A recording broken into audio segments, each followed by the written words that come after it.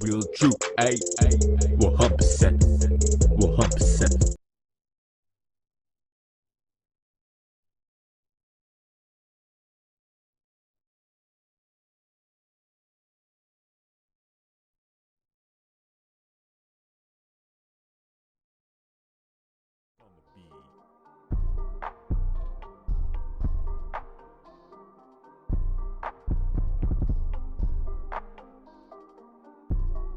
Black casket, pockets on me, what you asking? Black casket, is it way too much to be asking? Black casket, pockets on me, what you asking? Black casket, crying for me, what you basket? Over my casket, black casket. None of y'all ever really liked me.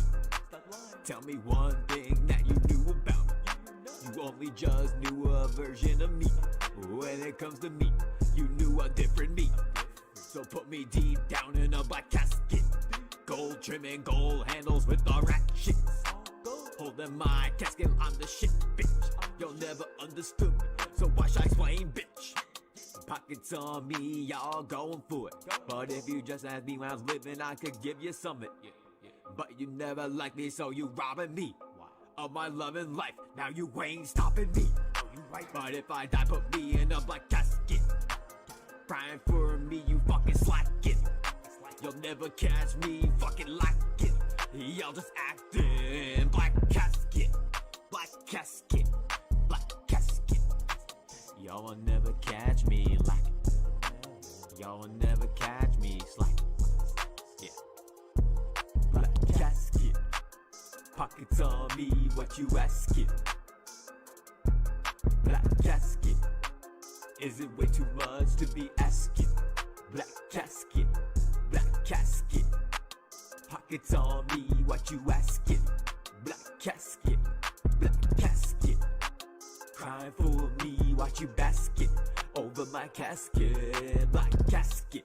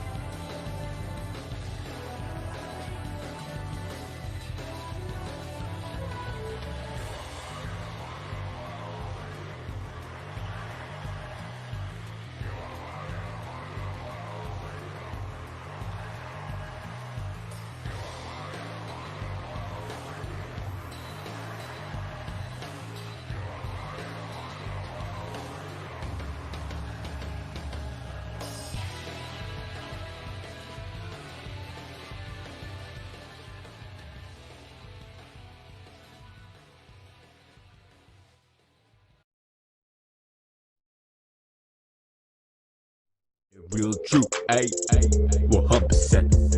100%. And I believe we are live. What's up, everyone? Welcome to the stream. My name is V-CiPz, and this is the broadcast, episode 60, where we cover all kinds of gaming content and many other forms of media as well. But today, we got a special episode. We got Spencer Presley, SMT Network, coming through. We'll be discussing Shin Megami Tensei 5 because we've both been waiting for this game all year to drop, and it finally dropped this past Friday. We'll be talking a lot of our thoughts of the game, some news of the recent UK sales, how it did really well compared to other games, like let's say Bravely Default, for example. We talk about that. No major spoilers, of course. We'll be going over the Xbox 20th anniversary as well as Halo Infinite. We'll be talking a lot about that as well as the Game Awards 2021 nominations, our thoughts on many of the nominations. Just the video games, though. Don't worry. We ain't talking about Dream. We ain't talking about any of the esports events that happened during a pandemic. We're not even going to bother with that. So we're just going to focus on the games, talk about what we think of it, and hear what you guys think of it as well, and more. So if you guys are excited, make sure you smash the like button and subscribe to the channel. And make sure you guys check out Spencer's channel. The link is in the description. Check his channel out. He's got lots of amazing content for SMT, Persona, Atlas, and much more content on his channel. Definitely check him out. We're going to get some shout-outs here going for everyone who's here first, and then we're going to start the call for our episode of the broadcast tonight. What's up to Birdman? Hey, welcome to the stream, Birdman. Hope you're doing good tonight. How you doing? Shouts to Kugan says, hope everyone's having a great day today. Thank you. Hope you've been having a great day too, Kugan. Hope everything's been going good. Shouts to Potato HT 2002. Welcome to the stream. 2 more days until Pokemon Brilliant Diamond Sharing Pearl drops. Listen, all I need is my Shin Megami Tensei 5. That's all I need for my RPG fix right now. Especially compared to Pokemon. Especially compared to that. Whatever BDSP is. Shout out to Jagingus. Welcome to the stream. Vibing to the battle theme. Oh yeah, the battle theme is so clean. And that specific version is actually an extended rendition of the original song. The original song's like the track is like 3 minutes or so long, 3 to 4 minutes.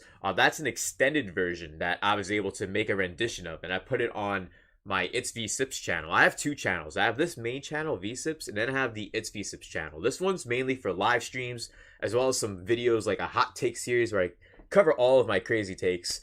I have a lot of that kind of content on the channel. And then on the It's V-CiPz channel, we have Shin Megami Tensei 5, Persona, Nintendo, Atlas, Square Enix, and more gaming video-related content over there. I don't stream over on that channel. That channel is dedicated to videos. But this channel, we have the new Spicy Meme review video. For those who checked it out recently, thank you guys for your support. I really do appreciate that. You guys showed some support with that video. Definitely check that out. And right here is that same is the boss battle theme for Battle 3, which that is what I just dropped the other day. Not yesterday, the other day. A different extended theme. So definitely check that out if you guys haven't already. But without further ado, I think we got all the shoutouts covered. Oh, shouts to Liquidly Blue Badge Gang. Welcome to the stream. Thank you for coming through. How you doing? And thank you, Jagingus, for subscribing. I really appreciate that. For those who don't know, we do live stream pretty often on the channel. And this week is my birthday week. So since it is my birthday week, and in 5 hours it's actually my birthday, we have birthday emotes. So we got birthday emotes. But yeah, that's definitely dope. That's definitely dope. Birthday week. So we played SMT5 yesterday. The day before that, we played Halo Infinite.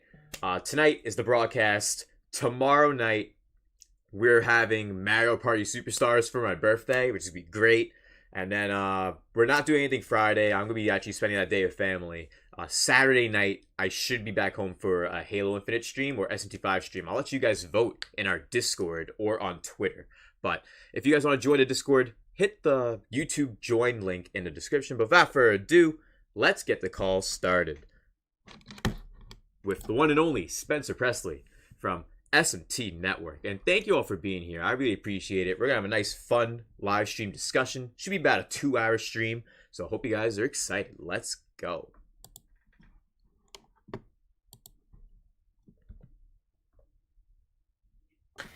All right, is this where I start singing a full chorus version of Happy Birthday to You? Well, if you can sing something from the OST of SMT5, that'd be great. I'm trying to think if there is any, like if I could sing the battle theme while also making it Happy Birthday.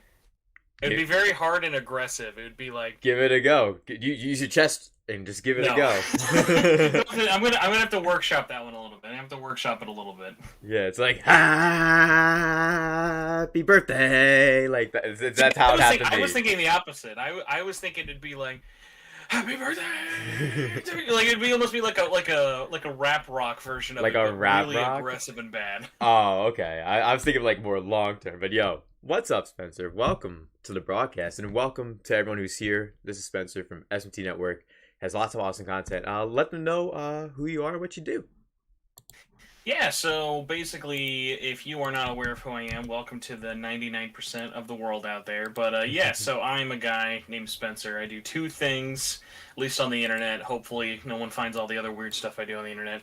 On my YouTube channel, I basically just post my weekly podcast, Shin Megami Tensei Network. That's been going for like almost a decade now at this point, and also post everything else that's kind of on my mind, whether it just be editorials, interviews, stuff like that. So the SMTN podcast you can find anywhere for podcasts, but my YouTube channel is just kind of the one collective place for everything, because there are times I'm going to do stuff that's not SMT related, and that's usually the really weird stuff that, hey, do you want to see a sad man show you his collection of steelbooks he should not have that many of? Well, and that's going to be your one-stop shop. Well, that's great because you posted on Twitter earlier with the steel books that you had, and you put the SMT5 sleeve on all of them. It was great. Oh my god. That was awesome. Well, yeah. When I saw my friend Jax Bagamaka do that, I was like, you know what? Like there were so many weird cases I have that I know other people don't.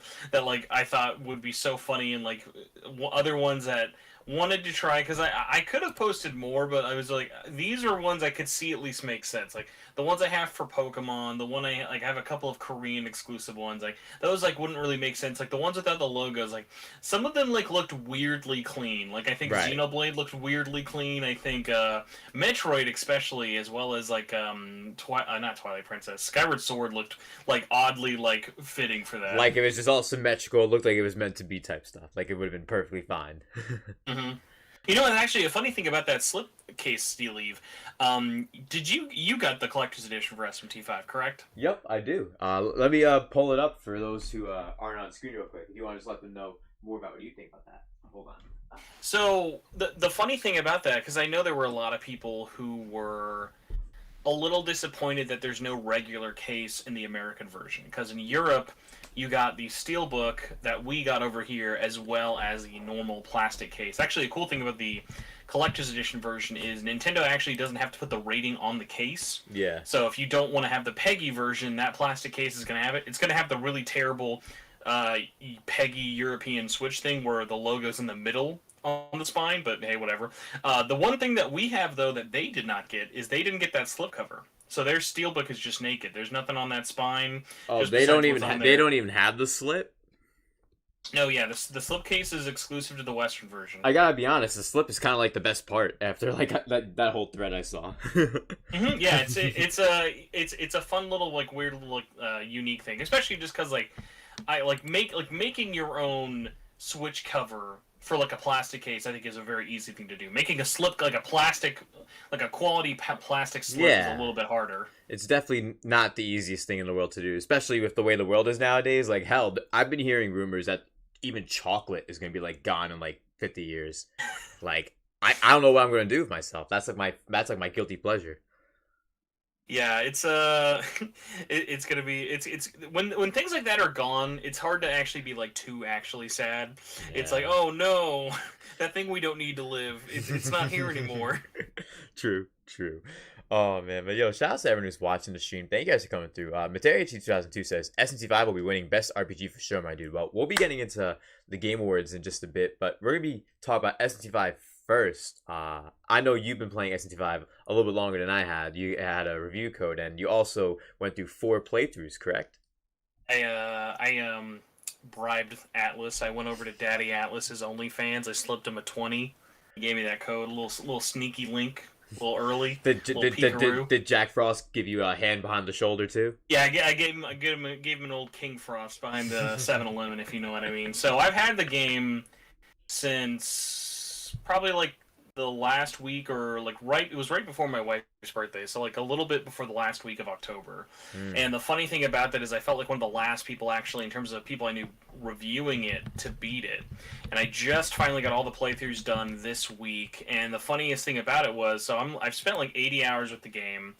I'm trying to kind of wrap up my final thoughts in terms of like a long form video. Right. I always feel weird about calling it a review because I don't score them, and it's usually more of a kind of like a breakdown critically of what I think about it, but it's also not well presented enough to call it a video essay. But the funny thing about it is I wouldn't say I did 4 playthroughs, because this game's actually really nice, and if you know when to save and you know what you're doing, you can get any ending on your first playthrough, which I know there's been a lot of confusion, especially with that 4th ending. Yeah. People are like, do I need to do 2 playthroughs? What do I have to do? And that's what I'm trying to do. I'm trying to do the 4th playthrough, my first playthrough. I will say this: it's not like that good of an ending. That it's not like true demon ending. It doesn't feel like it's the definitive ending. Like I got chaos for my first one without even knowing it was chaos, and I was like, oh, I like how this ended. Like, all the endings are very complementary to each other. There's not like a bad ending, I would say. Yeah, so none of them felt like unfulfilling. Like, by the time you reach the ending, you're like, what the hell is this? No, like, I wish we had a word to describe the 4th ending, because it's kind of nebulous, and I think calling it a secret ending makes it act like if you don't get it, you're missing out on the experience, whereas, honestly, that 4th ending is basically the neutral ending, with a little bit extra context. Like, that's basically it. It's not like if you only got one ending, you're missing out on the story. So is there 2 neutral endings then, technically? And then that gets into the weird thing with it, whereas, like, honestly, like, saying law, neutral, chaos, like, so does not describe those endings, just because there's such a weird twists and turns the whole time with it, where it's like, I mean, yeah, it is, but it's also, like, there's, like, so many little caveats to it of, like, obviously, without getting into any spoilers, but it's just the funny thing with it is, I think this game is like one of my favorite endings, just because I never saw any of it kind of coming. Like, even up until the very end, like up until I rolled credits, I was like, I was not expecting that to be this ending. Like, so It always does a good job of keeping you on your toes. That's why I always be like, don't play this game with a guide. Don't think like you're missing out on something. If you just do everything and are playing it instinctively, and then saving basically right before the very end, where it's like, all right, do you want to do this, or this? Then you'll be able to kind of see everything without having to do multiple playthroughs. Yeah, exactly. And that's the thing, too. Like, a lot of people don't realize they can do that. Like, there's multiple save files for a reason. You do it so you don't have to repeat that whole process before you get to that point where you branch off. Mm-hmm. Oh, man. Well, for me, I've been enjoying it a lot. I'm 30 hours into the game so far, and I've been having a blast. It's really good how the game works, especially with the miracles. I really like the miracle system, how that all plays a part in everything, from how you play to how your demons work to the XP they gain, even in the back row. Like, there's so much to do in this game, from the open world traversal. It's insane what they were able to do with this game, in my opinion. Like, did you think that SMT5 was going to be like this, like, way before they showed anything about it? Well, it's tough, because even until, like, this year, we really knew nothing about the gameplay, and that's what's been so fun about... I always kept thinking, because of the way I'm covering this each and every week, like, I didn't miss any coverage for this until basically I had the game. And, like, I then had probably missed, like, 2 trailers. Yeah. Just because then, once I had my hands on the game, I was like, okay, well, there's no point in leaving it up to chance, because then I'd feel really dumb. But even looking back on everything, they never blew their load, for lack of a better word. Like, they did a really good job of showing you enough to get you interested while also leaving a lot of things up there. Like, Miracles we didn't even know about until, like, maybe a month and a half ago. So Miracles we knew very, very little about, and then even kind of just other things with it, like the Memon or collecting glory as a currency. Like, all of that was very, very new, and I think it worked really, really well. Like, I think if it was like a traditional skill tree, it might have been kind of boring, but it's kind of nice of not only... do you need to collect glory to unlock these miracles that can enhance your character, maybe make the game easier for you, or unlock different skills? It definitely makes the game easier, for sure. Like one of them that I just got one recently, because I'm not far into the game yet. I'm, like I said, 30 hours in. I just got the one where your demons finally get the ability to use items, and it's like, yes, here we go, finally. Yeah, like the funny thing though about it is I actually really like that it's tied to the absence as well. Of like that you have to take down these mostly optional red giant eyeballs to even unlock the miracles in general. Like if Right. all the miracles were unlocked from the start, that would be one thing. But I remember for me, the last miracle I unlocked, I was hunting it down in the final area of like, I just want this. I don't even care about the other stuff. I just wanted It's like you just to want that unlock. one thing. That's all you need. Yeah, and it was the my final skill slot for me and my demons. So I had 7 of 8 unlocked, and I was running around the final world like, where is this thing? Where is this thing? Thinking it was like the hardest one to find, and it was just right at the bottom, stuck in this corner. I had completely forgot to look Oh, across you this just bridge. this one little area on the map you just didn't even Mhm. think about. Like you passed by it 8 times. You're like, oh, I already looked there. I don't have to look there. Like, Yeah. I- But then that's kind of the nice thing, especially because like the way that those towers are sort of spread out so much, yeah, is that it's very possible, especially if you're not playing to 100% completion, that some people might just be like, you know what, I don't want to mess with this thing. I'm just gonna continue on. yeah. For me, like those abscesses, like when I look at them, I think optional. Nah, we kicking their ass. We taking that XP. We opening the map up. Like I don't see it as like something like that could be like something like that. I feel like it's something that if you do it, there's a reason. Like you said, you get those miracles from beating all the different abscesses. It makes it Mhm. rewarding for doing that, and you then get to have the ability to use those miracles if you have enough glory. And the only way you have enough glory is if you find all the Memons, and the only way to find all the Memons if you know where they all are. And I'm pretty sure later in the game, I forgot what it's called. There's a way you can find the Memons easier. Correct? Yes, there's in each area where they're at, there's 50 in each spot.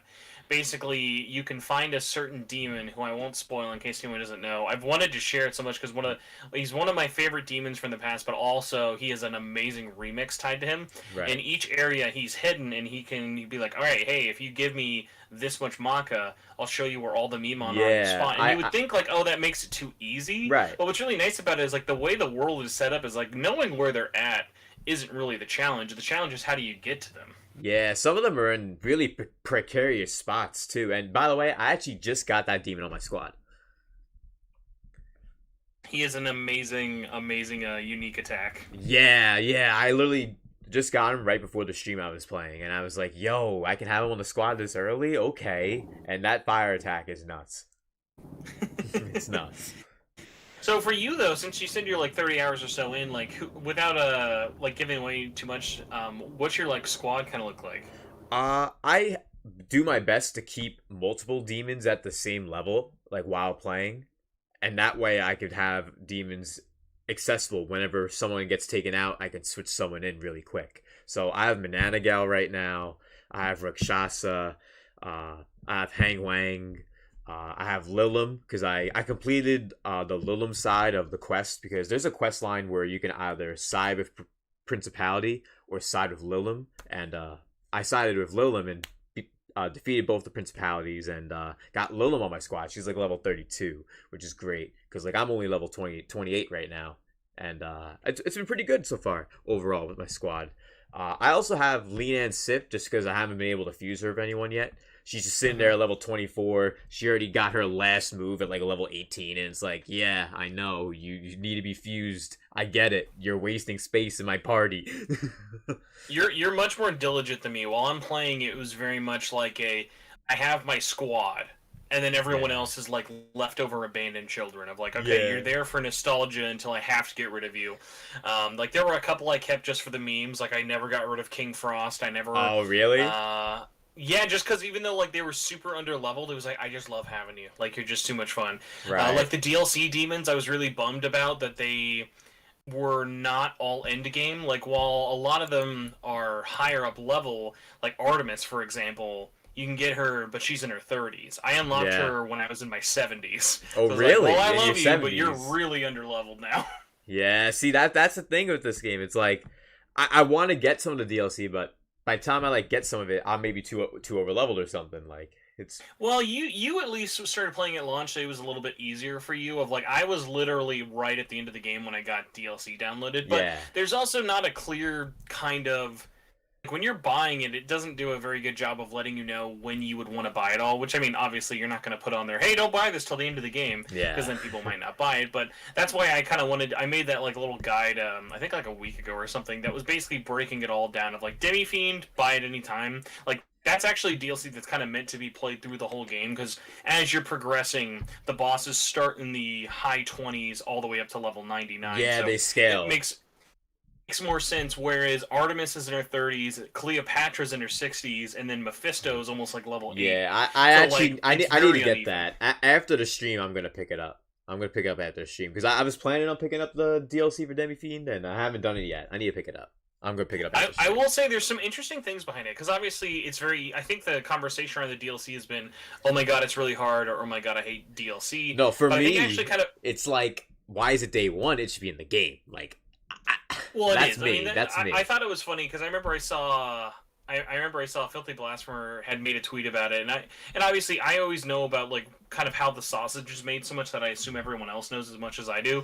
But it was just very funny of like he was showing people as like, because if you buy the DLC, it's literally you're downloading an unlucky. It's all on the game's cartridge. Yeah, already. It's literally there. Like that's why I'm so confused. Like it makes no sense. But then it's also like this isn't new for them. It's not new for anyone else in gaming. Like yeah, it's annoying, but also it's not going to stop until we all stop buying it. No one's going to stop buying it. Exactly. So like I was planning on like considering not buying it because like it's day one, but it's also like that DLC out of all the DLC is like the one DLC I would purchase the most, like out of all of them. Yeah, and I think there's a couple of different interesting perspectives that a lot of people don't talk about specifically. Like it's damned if it's in there at all, and no context really matters. Like if you don't purchase any of the DLC, this is a super long, super content complete game. Oh, if it's there, it's nice that it's there. And actually, one of the things I was going to point out about the Demi-Fiend DLC is it actually has a substantial amount of content in there, not even just from the bosses, but like Aogami has something to say at each of the boss fights. Really? It actually probably has some of the most dialogue with Sophia, because Sophia just kind of stops talking at a certain point in terms of new lines. Yeah. Whereas Sophia has a couple of lines involving getting the quest started and finishing it. All of the fiends are voiced, so every one of those boss fights, there's a cutscene before and after. So there's just a lot of dialogue, there's a lot of thought that went into it, on top of it just being, hey, here's like 9 bosses, enjoy that. Right. So for its $10 asking price, I think it's totally fine. Like, would it have been cool if it's there? Yes, but then also at the same point, like, it's also not like he's the only super boss. Like, there are other super bosses, and like, this game has got the most boss fights, the most optional boss fights I've ever seen in any SMT game. There's like, a ton. Literally chock full. In multiple areas even, like hell, like I'm at a point right now with my level, I'm pretty sure I can go to that rock giant back in the first area, correct? Are you well, hold on, what level are you? Level 30. No, I also, because he's so early on, you forget. He's literally 48. He's 48? I thought he was like 28 or 38. Oh my god. He's hilariously over leveled. Totally Xenoblade. Really like that's Xenoblade right there. How that, because like literally, I actually talked about it recently because like there's a meme going around. Have you seen it? The Barry Allen meme. Oh yes. Where he's running away from Dante, and he's running away from all these things. I seen one where he's running away from the giant level 80 gorilla from the first area in Xenoblade Definitive Edition. It's like, yo, that's literally how it'd be though. You're running for your life. So like in SMT5, it's the same way. You're trying to avoid ever being in contact with that guy. But yo, shouts to everyone who's watching the stream. Let's get some shouts for those who've just been hopping in. Thank you so much to B-Leaf, Blue Badge Gang. Welcome to the stream. Hope you've been doing good. Shouts to Jugs McGee, also the Blue Badge Gang too. Hope you're having a great stream tonight. Great night tonight. How you doing tonight, Jugs? Welcome to the stream. Shouts to Mellow Wolf. Hope you're doing good too. Shouts. Hope you're doing well. Red 5 Fuego in the building. Shouts to Ace. Sub click and alert for a bit. All good, bro. All good, man. Hope you're having a good night tonight also, Ace. Shouts to Rescue Squad. How you been, man? Jug says, Mothman's in my roster. Never going to fuse him for the memes. I love Mothman, but I'm eventually going to fuse him eventually too. Like you said, I'm very diligent. I just like to create the best possible demons and use them. Like I have favorite demons, don't get me wrong, but like SMT5 for like is a series of me. Like it's not like Pokemon where you can just like carry them wherever you go, or like any of the other monster collecting games, you can just carry like this really like smaller, weaker demon or weaker character. Like you can't really do that with most games, at least in my opinion. I try my best to, but you really can't.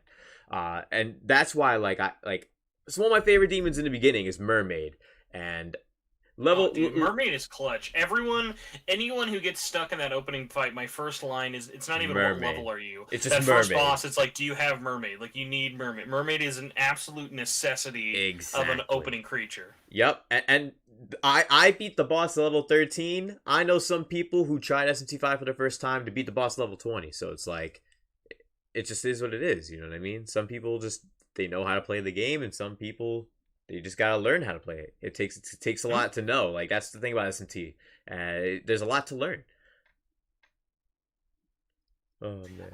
I will say one of the nice things as well has been, I was worried there were going to be people thinking it might have been too hard, especially so SMTN has a Facebook group, and there's been a ton of new members recently joining it. Really? Just because every time there's a new release, obviously more people are searching it and want places to talk about builds and loadouts. Right. And one of the funniest thing is, to avoid spoilers, we put on a post review. So basically, I have to look at every post before it goes live, just in case, because I would hate anyone to get spoiled. Yeah.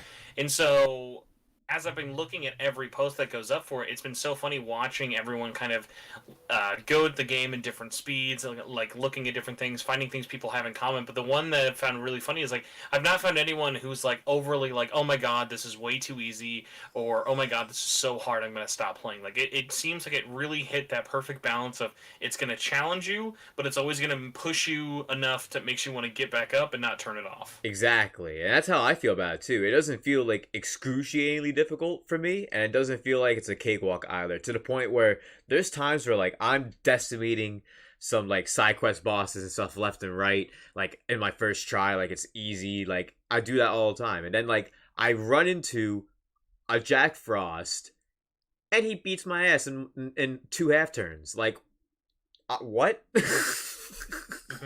I got hee-hoed to oblivion. Like I was like contemplating what happened, what led me to this travesty that I just been laid upon. Yeah, like one of the funniest things when starting that game was I literally died on the second fight, probably with a slime. So after like the second fight I had, I was like, you know what, let's just try talking to him, because I wanted to mess around with the conversation system, and I immediately picked the wrong choice. He's like, well, I'm gonna stomp you. He got criticals after criticals after criticals, and I was like, I cannot believe I died within 10 minutes of playing this game. That was amazing. Yeah, like I think I know which one you're talking about too, where it's the one that's, you try and be nice to him, it's like, oh, I like being kind after I kill, and it's like, oh god, no. Yep. And speaking of those interactions, I really like how the negotiation system was written, like how the conversations are in this game. I love how they played a lot of them. So one of them was like, I'm going to contact the ESRB thingy. And then I got the one today about, are you the top or bottom finally? It's like, bruh, here it is. and worst of all, from Incubus of all fucking demons. Worst of all. Like, the best part, though, has just really been, like, yeah, the level of detail and care that went into like all the little bits of dialogue that it super doesn't need to. Like, obviously the story has been really nice and really fun. Yeah. But like the other stuff with it, of like, normally I think Persona has not normally. Persona 5, for example, has had really bad flavor text. I don't care what the demons have to say. I don't think they're funny. I don't think the jokes normally land ever. I hate hearing any NPC in the world talk, or even just like, they're normally just seem like very flat or really try hard. Whereas everything was just flipped on its head for me. Of like, I think all the demons have such great personality, and they have so much charm. Lines. So much charm. Yeah, and like, and it's not like it's a line or two. Like, they have a lot of things, like they say, like before they start repeating what they will say to you. Right. On top of the fact that, like, one of my biggest things I tell people, along with play every side quest you can, like, don't skip on anything content-wise in this game, is always talk to every person with the chat bubble. Talk to every human, talk to every demon, just because there's nothing you can ever talk to them about where it won't give you some extra lore or just context. Like, it's really good. Yeah, it's one of those things where you really want to just talk to everyone for that context at the end of the day. Like, it can help you out with a lot of things. Like, I know some people who, like, don't know where to go, and it's like, yo, talk to people. in game. Like, you don't have to immediately do a Google search. Like, explore, go around, do what you gotta do. Like there's times where people like talk to me and they're like, "Yo, I'm stuck at the Hydra. What do I need to do?" And like, aside from Mermaid, because like they already had Mermaid at this point and they were still struggling, I'm like, why don't you try Essence Fusion? Put Bufu on the rest of your demons. That way you could be able to stack weaknesses. And they it is what it is. Like, if you could continue winning or you could continue trying, but you need to learn how things work in this game, and it takes a while. There's a lot to do. It's one of those games where you gotta be like, in my opinion, you gotta be good at JRPGs before playing SMT. Do you feel the same? I will at least say I would say if you even have. Because like one of the things I always break down with the difficulty is because I wish the difficulty had different names for everything except hard. Don't worry, hard lives up to hard. Oh yeah, of course. I would have loved it if they called like normal, veteran, or something. Of like, this is for returning fans. Normal is not normal. Yeah. If you've like never played an SMT and you're maybe like a little on the newer side, I would say definitely start with casual unless you want a challenge. And then safety, I wish safety was not as OP as it is. There's definitely a reason you download it, but yeah, safety is just like Nocturne. The reason you download safety, it's for the people who are reviewing the game, but go on. I just wish, well, yeah, the funny part is actually we didn't get any of the DLC. The DLC wasn't live until the game came out, it was day one. Yeah, I'm just joking. The funny thing about it, though, is like, I think safety, I would like it more if you didn't do as much damage, or at least like, because basically what safety does is, I don't know if you've touched it, safety basically makes you do 5 times as much damage, take way less damage, and you get 5 to 10 times as much experience per battle. So like, when you would normally beat a boss and you'd be lucky to level up once, right? If you beat a boss, you might level up 2 or 3 times. So like, it'll make you get to 99 crazy fast. I kind of wish it was like, instead of having safety as a mode, make it maybe so casual has adjustment flips. Right. Maybe give yourself extra damage, but not extra XP. Maybe have a higher defense, but everything else stays the same. Or maybe you just want to crank it all so you can grind to 99 as quickly as possible. I think just having them all on in its own one mode, it's hard to like have any level of satisfaction with that. Whereas like, it's funny, like casual is legitimately still a challenging experience for this game. Whereas like, I don't think the word casual makes you think that.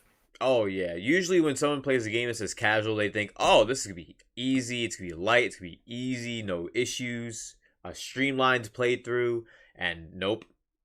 Not an SMT, usually. But for me, there's one thing I do want to ask for those who may be watching and considering playing SMT on safety mode. If you're new to the series, is it true that when you play in safety mode, you don't die in battle?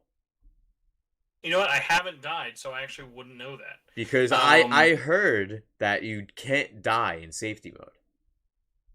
That's what I heard, and I'm not sure if it's true. I didn't bother looking it up. I just heard about it earlier today, like right before the stream. So I wanted to ask. I mean, we might have to find out. I mean, I got a Switch right here next to me. I could always find out for you. Hey, that is one of those funny things of. Oh, hold on. No, I did die on safety. Oh, you did? Yes. Okay. I have a very specific story for this too. So I was cheesing the game because I wanted to at least try it out. So I thought, what's the best way to cheese safety? Right. Take my level 95 team, fight Demi Fiend on safety. Yeah. And even with a level 95 team fighting him, I died. Really? Well, that's Demi Fiend. Yes. I heard he's like OP beyond hell. Like, you have to cheese him to win. Like, it's the only way. I don't think he's like. I don't think they should fix him. I actually like how challenging he is. He's a really good super boss. But no. So going back to the death thing, yeah. So I did die fighting him on safety, and you do just get straight back to the window. There's no retry. There's no anything else. Just like every other death, you're right back to the menu. Right. Oh, yo. Shoutouts to Knife Life Media. Welcome to the stream. Yo, yo, yo. 100% emotes. How you doing? And shouts to Dark Warrior Kiri. What's up? How you doing? I'm doing good. We got Spencer Presley, SMT Network here. We're discussing SMT5, our thoughts. It's been the worldwide release this past Friday. And we're actually about to get into the sales too. It's been selling really well, which is really great to see. Top 6 on the eShop charts for the US, which is great as well. And more. We're going to be talking about Xbox 20th anniversary, our thoughts on Halo Infinite, and also going over the Game Awards. We're going to have a nice 2-hour episode of the broadcast tonight, so I appreciate you all coming through. Thank you guys for coming through. Don't forget to smash that like button if you guys do enjoy the stream. Shout out to Rising Oblivion. Says, boys, what's up? What's up, Rising Oblivion? Great to see you. Hope you're having a good night tonight. What you up to? And Mello says, facts. I think people sleep on putting essences on for resistances. Yeah, for resistances for yourself, as well as just skills. Passing skills over to other demons even. Like, it's super underrated. Like, for many people who don't know that they can do that or that they should do it, I think it's very vital, especially if you want to make sure you string those weaknesses every single attack when you're in battle. Mm-hmm. No, and I mean, definitely kind of going back to the Demi-Fiend thing as well. Yeah, back to Demi-Fiend. That fight is so specific about what will and won't like insta-shot you. Right. So like that's definitely one where having the right skills is important, but for the most part it's all about, hey, what are you weak and not weak to? Yeah, because it has some one-hit kill moves too, correct?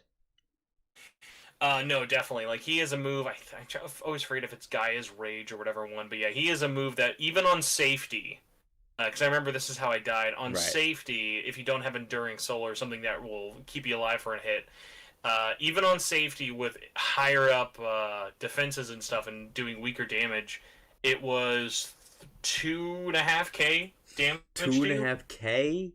On safety? On the easiest of easy mode. And how? What? Oh my god! I can't even believe that.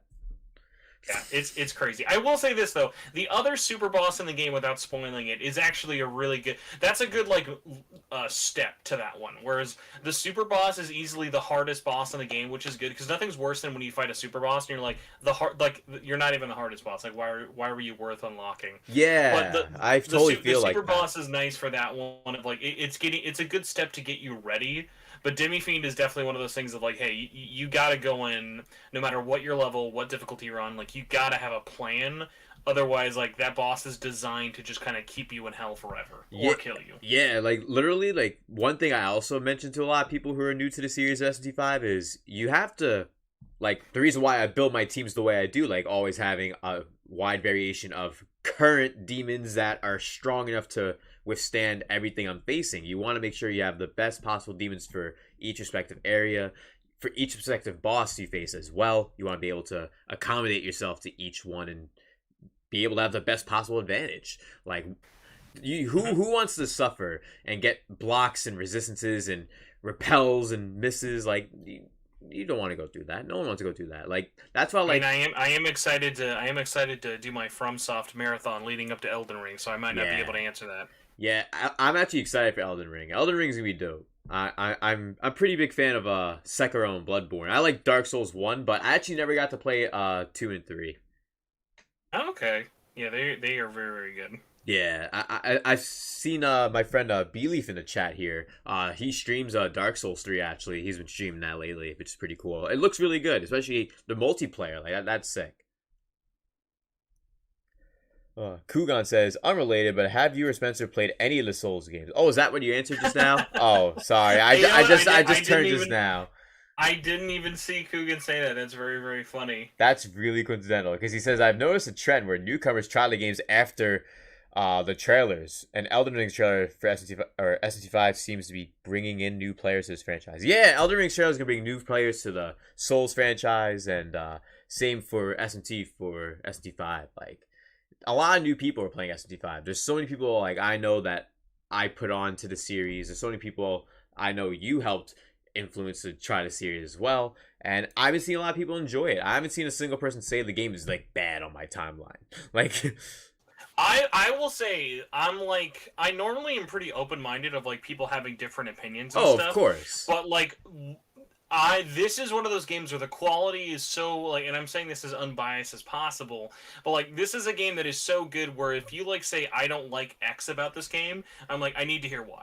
Because I'm like I just immediately don't believe it. I'm like because I remember like I had a friend who when he started the game was like I'm not feeling the soundtrack, dude. I'm like soundtrack, okay, bruh, stop. If anyone caps on the soundtrack, that's how you know they're just wrong about anything they talk about.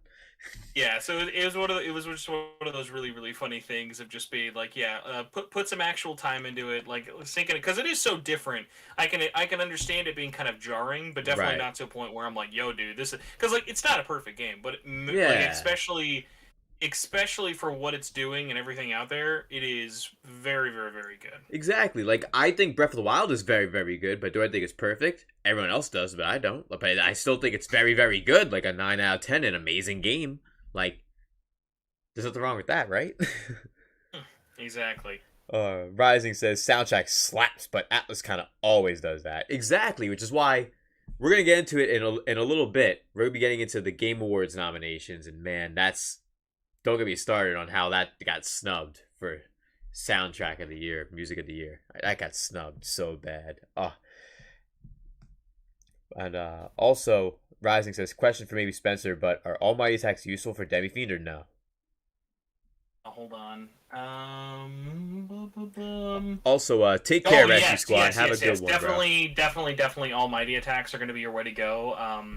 I forget what it is for. There's one like skill that like once you unlock it with Aogami's essence, just never don't have it. It's a Murakuma or something like that. It is a severe Almighty attack that basically, if you can get it to crit, is going to do pretty much over 2k every time. Right. And then Mello says, also the popularity of the Switch is bringing in a lot of new players as well for SMT5. It's good.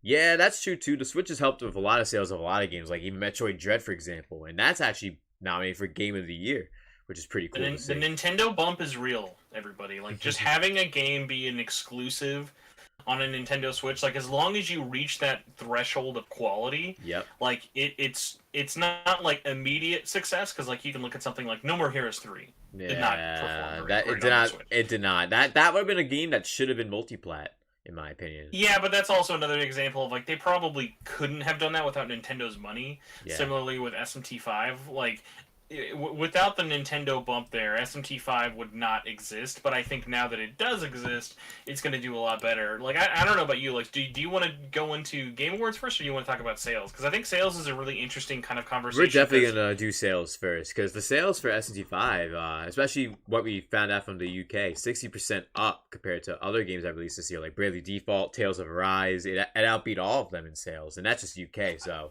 seeing how it did in the US with the eShop, it reached top 6 in the US, and in Japan it did really well too. I think it's also important to note it made it to top 6 with a very stacked like front line. If Pokemon took up 2 spots, GTA, which was just immediately, of course, was going to be there.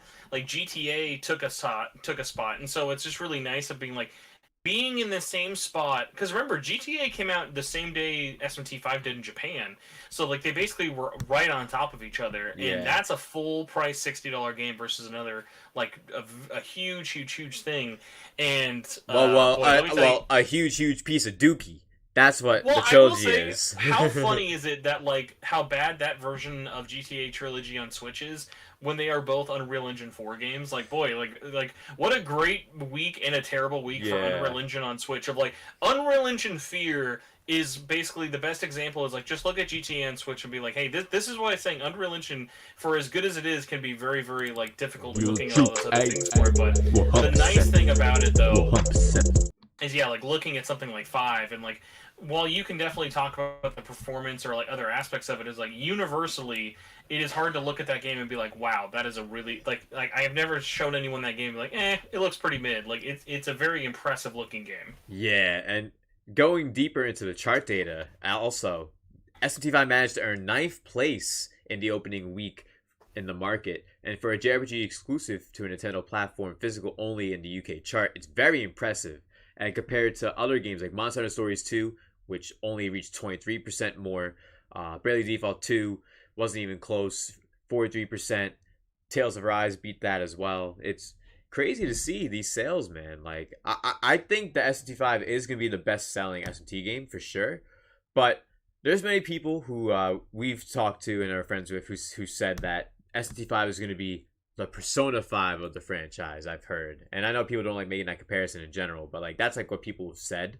Like this is going to be the game that's going to be the breakout for the series of SMT finally. How do you feel on that? And seeing the sales are doing really well, but do you think it's enough to really break that threshold? Or is this more of like the Persona 4 in comparison? I'm only making that because, people hate hearing that. I mean, I see it I see that very much Real so true. as like, 'cause, yeah, when I hear it being like SMT5 is going to be 100%. Persona 5 for the series, basically in the sense of like mainstream appeal, popularity, widespread acclaim, and definitely we've seen a lot of those factors so far. Right. It's just going to be about how long are those hooks going to really stay into someone. Like, let's be real, no one talked about Deep Strange Journey or Strange Journey Redux 6 days after that came out in terms of mainstream, let alone 6 months or 6 weeks. But like 4 had a lot of legs with its fans, definitely gained more love after time. Apocalypse a little bit more mixed. But then looking at something like 5, I think 5 is going to have a lot of things that help it. Obviously, it's on a much larger console. Yeah. It had a lot of attention into it, and there's just not going to be a game like this for a while, which is going to help it. And so one of the best parts about that is just going to then be we're going to have people talking about it, diving into it. Maybe someone's going to pick up this game for Christmas. Maybe someone's going to pick up this game 6 months down the line. It's going to be a really good evergreen title, similarly to, I was going to say Fire Emblem, but Fire Emblem's not a great example. Think like an Octopath, where this was something that came out of left field, had a lot of love, is probably going to get a lot of love later in ports. And I love Octopath. I love Octopath too. Like, that game's so good. How do you feel about Octopath, real quick? I think Octopath is hot trash, but that's a hot take. That's a hot take. It's only because and I'm Mr. Hot Take. I really like the team, but I think that game had a lot of failures, similarly to why I hate Bravely Default. Even though they're not made by the same teams. But I will say I am extremely excited about Project Triangle Strategy. Yeah, that game looks so good. Mostly because that's not being made by the Octopath devs. So, like, basically, I love that engine they made. I don't want them to ever make a game like that ever again, though. So, like, well, I'm sure we'll probably get an Octopath 2 one day. I'm glad we're seeing that engine being made in different things. Like, Triangle looks great. Dragon Quest 3. Dragon Quest 3, that looks amazing. Awesome. It looks so good. So it is one of those really, really interesting things, but no, so like I think something like a Octopath is a good one. Of look at that success. If it had a lot of, like, it sold 1 million in a year. That was really good for a brand new IP. It was also early in the Switch's life, but it had a big publisher backing it, with Nintendo publishing it worldwide, on top of it being a Square game. Looking at this, we can have a lot of similar results with SMT5, but on top of that, like, I already know personally it is sold better than Nocturne HD, because God, if it sold worse than that would have been really sad. So I can't imagine it selling worse than Nocturne HD. That'd be appalling. Oh my god. Well, the sad thing is Nocturne HD is like one of the best-selling SMT games in the series, which is really sad because it's not like the best one. Yeah, well, me personally, it's always been Strange Journey and 4. I like Strange Journey and 4 a lot. That's just me though. I need to get into Digital Devil Saga though. I seen that they're on Amazon and eBay for like 25. So I think I'm picking those up. So, like, the last thing that I'll kind of say about sales is, like, pre-orders have been super strong. The only thing that really at this point we can do is just kind of keep that word of mouth and conversation going about it, which I think is going to happen because of other aspects of it. Of, like, there's a lot of like things going into it, of like mentioning it's going to get ported. It's not coming anytime soon. It has a contract with Nintendo to be exclusive for at least 12 months. We all know Atlas likes to kind of drag their feet in terms of porting stuff, but there's something a little bit different this time in terms of it, because now they have Epic barking up their tree. Epic is also a person who put a lot of money into this game, and this game literally is screaming, put me on PC, because it was made in Unreal Engine. It's a very port-friendly system, and a lot of the things being made in that game are super dynamic and easy to kind of bring to PC.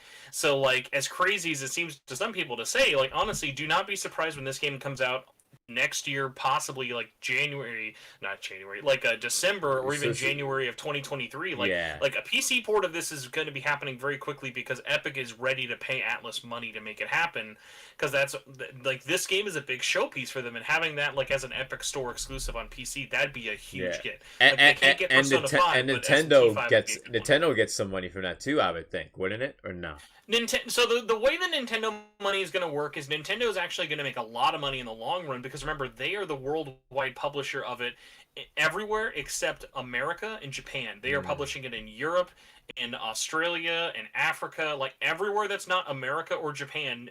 Nintendo is the publisher. So every physical and every digital copy sold in those stores, they are making I don't know the percentages for it, but way more than they normally would just because of how much they're putting into this. So obviously they put a lot of money into it with Atlas beforehand to make it happen as a game, but that aspect of that they're a publisher is going to get them a lot of money as well in hypothetical reprints and stuff like that. So it's definitely a situation where I could also see, though, talking about ports, I could also see a port not happening for a while on other consoles because let's say maybe it sold so well, Nintendo goes up to them and they want to do a Final Fantasy VII remake where they're like, hey, instead of bringing this to other consoles, how about we give you a couple thousand more bucks, put some more bosses, add a couple more cutscenes, maybe make a new route or something else with it. It'd probably be probably a couple million more bucks. But it is one of those things that like I could totally see like a year and a half from now SMT5 like final edition coming out. Maybe not being a full new game, but like something else Nintendo puts out because like, I hey, do think that's gonna happen. I agree with you on like a perfect edition. You know, like how Persona had Royal after 5 and how 4 had Golden, for example. Like, that's definitely going to be a thing possibly for 5. I could see where you're coming from on there, for sure. Because it's one of those things where, why not? And Alice already could, like, we all could tell. They like money. They do. Like, day one DLC? Like, of course. So, yeah. So we have some breaking news. I don't know if really? you're able to pull this up breaking on news. Have you heard the news? Hold up. I haven't been on Twitter. Hold up. Let me refresh it. Well, you don't even got to go to Twitter. I'll send it to you in the Discord right now. It is a hot new website that just went live. Oh, Shop Atlas? 5 minutes ago. Yeah, Shop Atlas just went live. Hey, there we go. Nice. Nothing new in terms of, like, there's no crazy new art. It's mostly just P5R and the 25th anniversary, so to be expected. But one thing I do want to mention, just because it is hoodie season. Yes, it is. I'm wearing a hoodie, too. I'm wearing a V-CiPz hoodie. Oh, I just scrolled down to the website. I'm very excited. Oh, yeah, I'm about to get there right now. SMT5 merch is coming along with Full Body and Nocturne. Really? So Nocturne too? It's dope. Yeah, Nocturne, Full Body, and 5. I will say this, though. This is super duper pricey, but this looks so clean I can't not get this. $100 25th anniversary collector's edition hoodie. I don't think they needed to put the word collector's edition there, probably because it was $100, but right. That is a disgustingly clean looking hoodie. Yeah, I'm trying to look for it right now. I did shop.atlas.com. Didn't pop up for some reason. Oh, got the link. Here we are. It's shopatlas.com. There we go. I know, that'd be too easy. The site's in beta mode. What is this site? So basically, beta mode is just they're kind of fine testing everything and getting it because there was an Atlas shop before, but it was a hot mess in terms of everything. Yeah, that's why I did shop.atlas. I remember that's what it used to be. So I was like typing. I was like, wait, it's not the same. I didn't think they changed the URL. But yeah, so that's live if anyone wants to go spend their money there. I don't think anything's going to be really limited because they're pretty much probably just taking orders now and then going to print everything. But if anyone is listening to this and you want like a coupon code, there is a coupon code right now. If you do HEE-HO, you get 10% off your first order. And I'm thinking about it, man. I'm scrolling through the site right now. There's a lot of good stuff. Let me tell you, that hoodie, the hype began and ended with that $100 hoodie. I don't need a face mask. I don't need pillows. I don't need coasters. I don't need fanny packs. But I know there's tons of people out there who want that kind of stuff. But, like, at least for me, I'm such a whore for hoodies. Like, I wear a hoodie hard. Like, I've had this, I've had a Bloodborne hoodie now for like I think I literally got it like a year ago today, and like that thing like I've worn the absolute bejesus out of. And something like this, like I don't know, like I think because it looks so clean and it is a nice like commemorative hoodie, I don't mind dropping $100 for that, or at least at the very least whatever 10%, $90 for that hoodie. It looks like a high quality hoodie. I have it up on stream for those who are watching. Out of all the things there, it's probably the one I would probably snag the most because I also am a huge hoodie guy. You want those pillows. You want to get that giant pillow. Bruh, I don't know about the pillows, man. Maybe a Kawakami body pillow, or dude. Wait, you gotta wait till the exclusive fleshlight. They're gonna have that Shop Atlas exclusive fleshlight on the store. Yeah, and they're gonna have it tagged to Adam and Eve, so it brings you to their website after. Oh, Going Hunter says shame on him when it comes to you and Octopath. It's okay. I know. I'm not very popular with the Octo. There are so many. I'm very much in the minority of Octopath, but that is okay. Yeah. That's very, very okay. And Mel says, right now in Australia, SMT5 is in the number 6 spot, and Metroid Dread has already dropped down to 23 already in Australia. Ooh, 23? I think Metroid Dread's definitely going to be one of those situations of, like, Metroid Dread made all the money it needed to at launch. I'm sure it'll do good, like, kind of like it'll be like a Luigi's Mansion. Yeah, it'll be evergreen, for sure. Every day. Yeah. But it's like, when someone picks up a Switch, they're going to be like, oh, yeah, get Metroid, get SMT5. Facts. Like, it's going to be one of those games. Yeah, it's definitely gonna be like that. And you know what's crazy is like, out of all these, like if I were to get something else, it'd probably be this vacuum insulated bottle. Looks pretty damn clean. I'm not sure if you saw this. Pulling it up on screen. Looks really nice. It's solid, man. Like I like their offering way more than last time, because their biggest complaint with the store last time was they would just sell leftover merch from conventions and nobody cared. Really? Bruh. Yeah, so they would have like leftover merch or posters from Anime Expo or E3, or even just like they would never really have either any exclusive merch. And the problem is with Persona merch is the market is so flooded with Persona right now. Right. Of like, I can go to Hot Topic, I can go to Spencer's. Like, there is merch everywhere for Persona 5. Like, it's not special. Whereas like something like the anniversary event, that's something special. Like, we're not going to be able to go to a store and see P25 merch. I'd love to be wrong, especially so with something like Catherine and Nocturne and even like SMT5. Like, I'm gonna be honest, like the amount of merch like Japan's been doing for 5, like there's a lot of merch envy. Like they're sitting on a gold mine for Nahabino merch. Yeah, they have so much potential with the Nahabino, honestly. Like there's already a whole meme with the Nahabino already. Like, you heard about that? Nahabino? No. Let me tell you, by the way, sad news. Like, unless something changes, which I keep telling everyone, just tell Atlas you want to buy that plush. That Nahabino plush is not going to be sold anywhere, and I know so many people would pay an arm and a leg for that thing. Oh yeah, Gab, you know Gab Mew. She wants the Nahabino like ASAP, like right now. It's my goal in life. If I can't get one, I want to find a defect one where maybe his eyes are on his back or something. Like, just give me like or they're just cross-eyed or something. Yeah.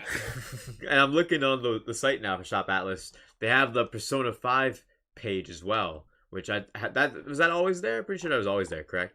Yeah, so they launched with P25 and P5R, which I find funny. Like, why separated? Just call it Persona. Right.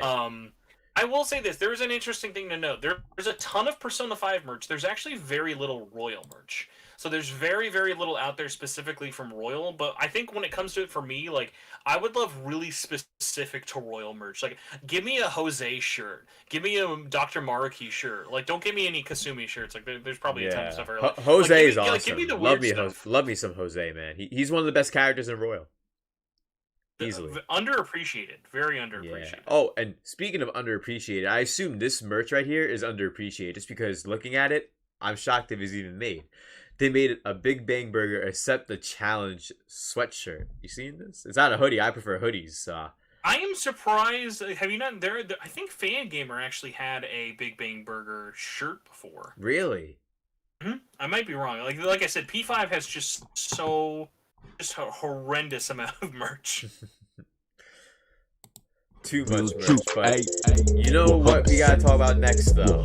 We gotta talk about the Game Awards, man. I'll be pulling that up real quick, because I did my nominations, but man, some of these picks for people, like, I saw Game Direction, Best Game Direction, and I'm like, I played so many games this year. I didn't play a single one of these.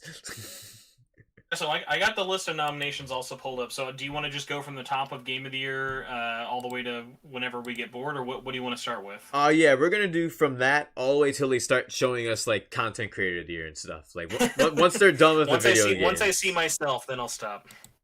Yeah, let me just it's forced me to sign in again. Oh, well, actually, if you just go to nominees, you can just pull it up on that end without being signed in. I'm pretty sure.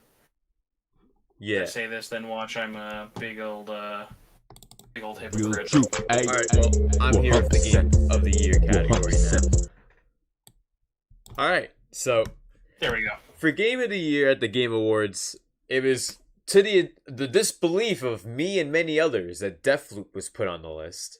but there's many other great games. I don't know why you guys were so surprised about that. Like, Deathloop reviewed extremely well. Like, I will say, I understood, like, one of the things you'd brought up that definitely a lot of people were feeling like was really burnt out by the time it finally came out because we'd seen it so many times. But, like, honestly, for me, outside of it, did not need to be, and I think that was mostly because remember, most people forget this. Deathloop was supposed to be a launch game for the PS5 originally. Yeah, that was what it was meant to be. It just got pushed back so many times, but like honestly, man, like as someone who's played it and I want to get back to it really bad, like that game is so interesting. Like there's nothing out there like it this year, and that's actually one of the things. Like I feel like there's a weird split for this year for the 6 games that they nominated. I think 3 of them are really great picks, and I think the other 3 are like they're just great games. They're not like doing anything crazy. And that's what I want to mention because a lot of people bring up, oh, this game had a higher Metacritic score. And I'm like, but you're wrong. There's many games that have higher Metacritic scores than everything here that aren't even put on the list. Monster Hunter Rise has a higher score than Resident Evil Village from Capcom. And it sold extremely well, like 8 million units this year. And Monster Hunter Rise has the same score as Deathloop. So it's like, why is Monster Hunter Rise getting the shaft? Like, I feel like that game got snubbed. I think Monster Hunter Rise gets the shaft because obviously you have to also remember there's a recency bias. There's always, I think less so this year. A lot of times it'd be we'd save all the big games in fall. Yeah. And then we would get it. But something like this, that game was all the way out in March. If you didn't have it on Switch, you probably weren't playing it or talking about it. And on top of it, it's a really good iteration of Monster Hunter, but at the end of the day, it's still just more Monster Hunter. Whereas someone might look at something like an It's Take-Two and be like, "Hey man, nothing is like It Takes Two." Yeah, but the thing is I'm pretty sure Monster Hunter World, when it first released, it was nominated for Game of the Year, if I recall. True, but remember that was a huge leap forward for them in terms of it's finally on big boy consoles. They're doing the open world thing. It's making a lot of strides. Whereas Rise was like, it was like a 0.25. It wasn't like a full sequel. It wasn't a half sequel. You lost some things that were in World, and it was mostly like, hey, if you're a Monster Hunter fan, you're gonna love this because this is more. Yeah. But like Rise wasn't going to be someone's first Monster Hunter, most likely. Well, I know a lot of people who played that for their first game. I know a lot of people. Like, there's a lot of people here in the chat who never played Monster Hunter, actually. And that was their first. Because, like Metal Wolf said earlier, the Switch effect for those who have a Switch, they get to try games that they never experienced before. And it does work, it seems. A lot of people do get to try it. But I do feel you have a point as well. Like, sales-wise, since it is just on the Switch, it won't be able to be accessible to more people. However, the PC version's coming out pretty soon. I was considering getting the PC version actually, but there's gonna be no cross-play, cross-progression, which kind of disappointed me a bit. But for the game of the year, there's Deathloop, It Takes Two, Metroid Dread, Psychonauts 2, Ratchet & Clank Rift Apart, and Resident Evil Village. I voted Metroid Dread out of the list here because that's my most preferred and enjoyable game out of the ones that are here.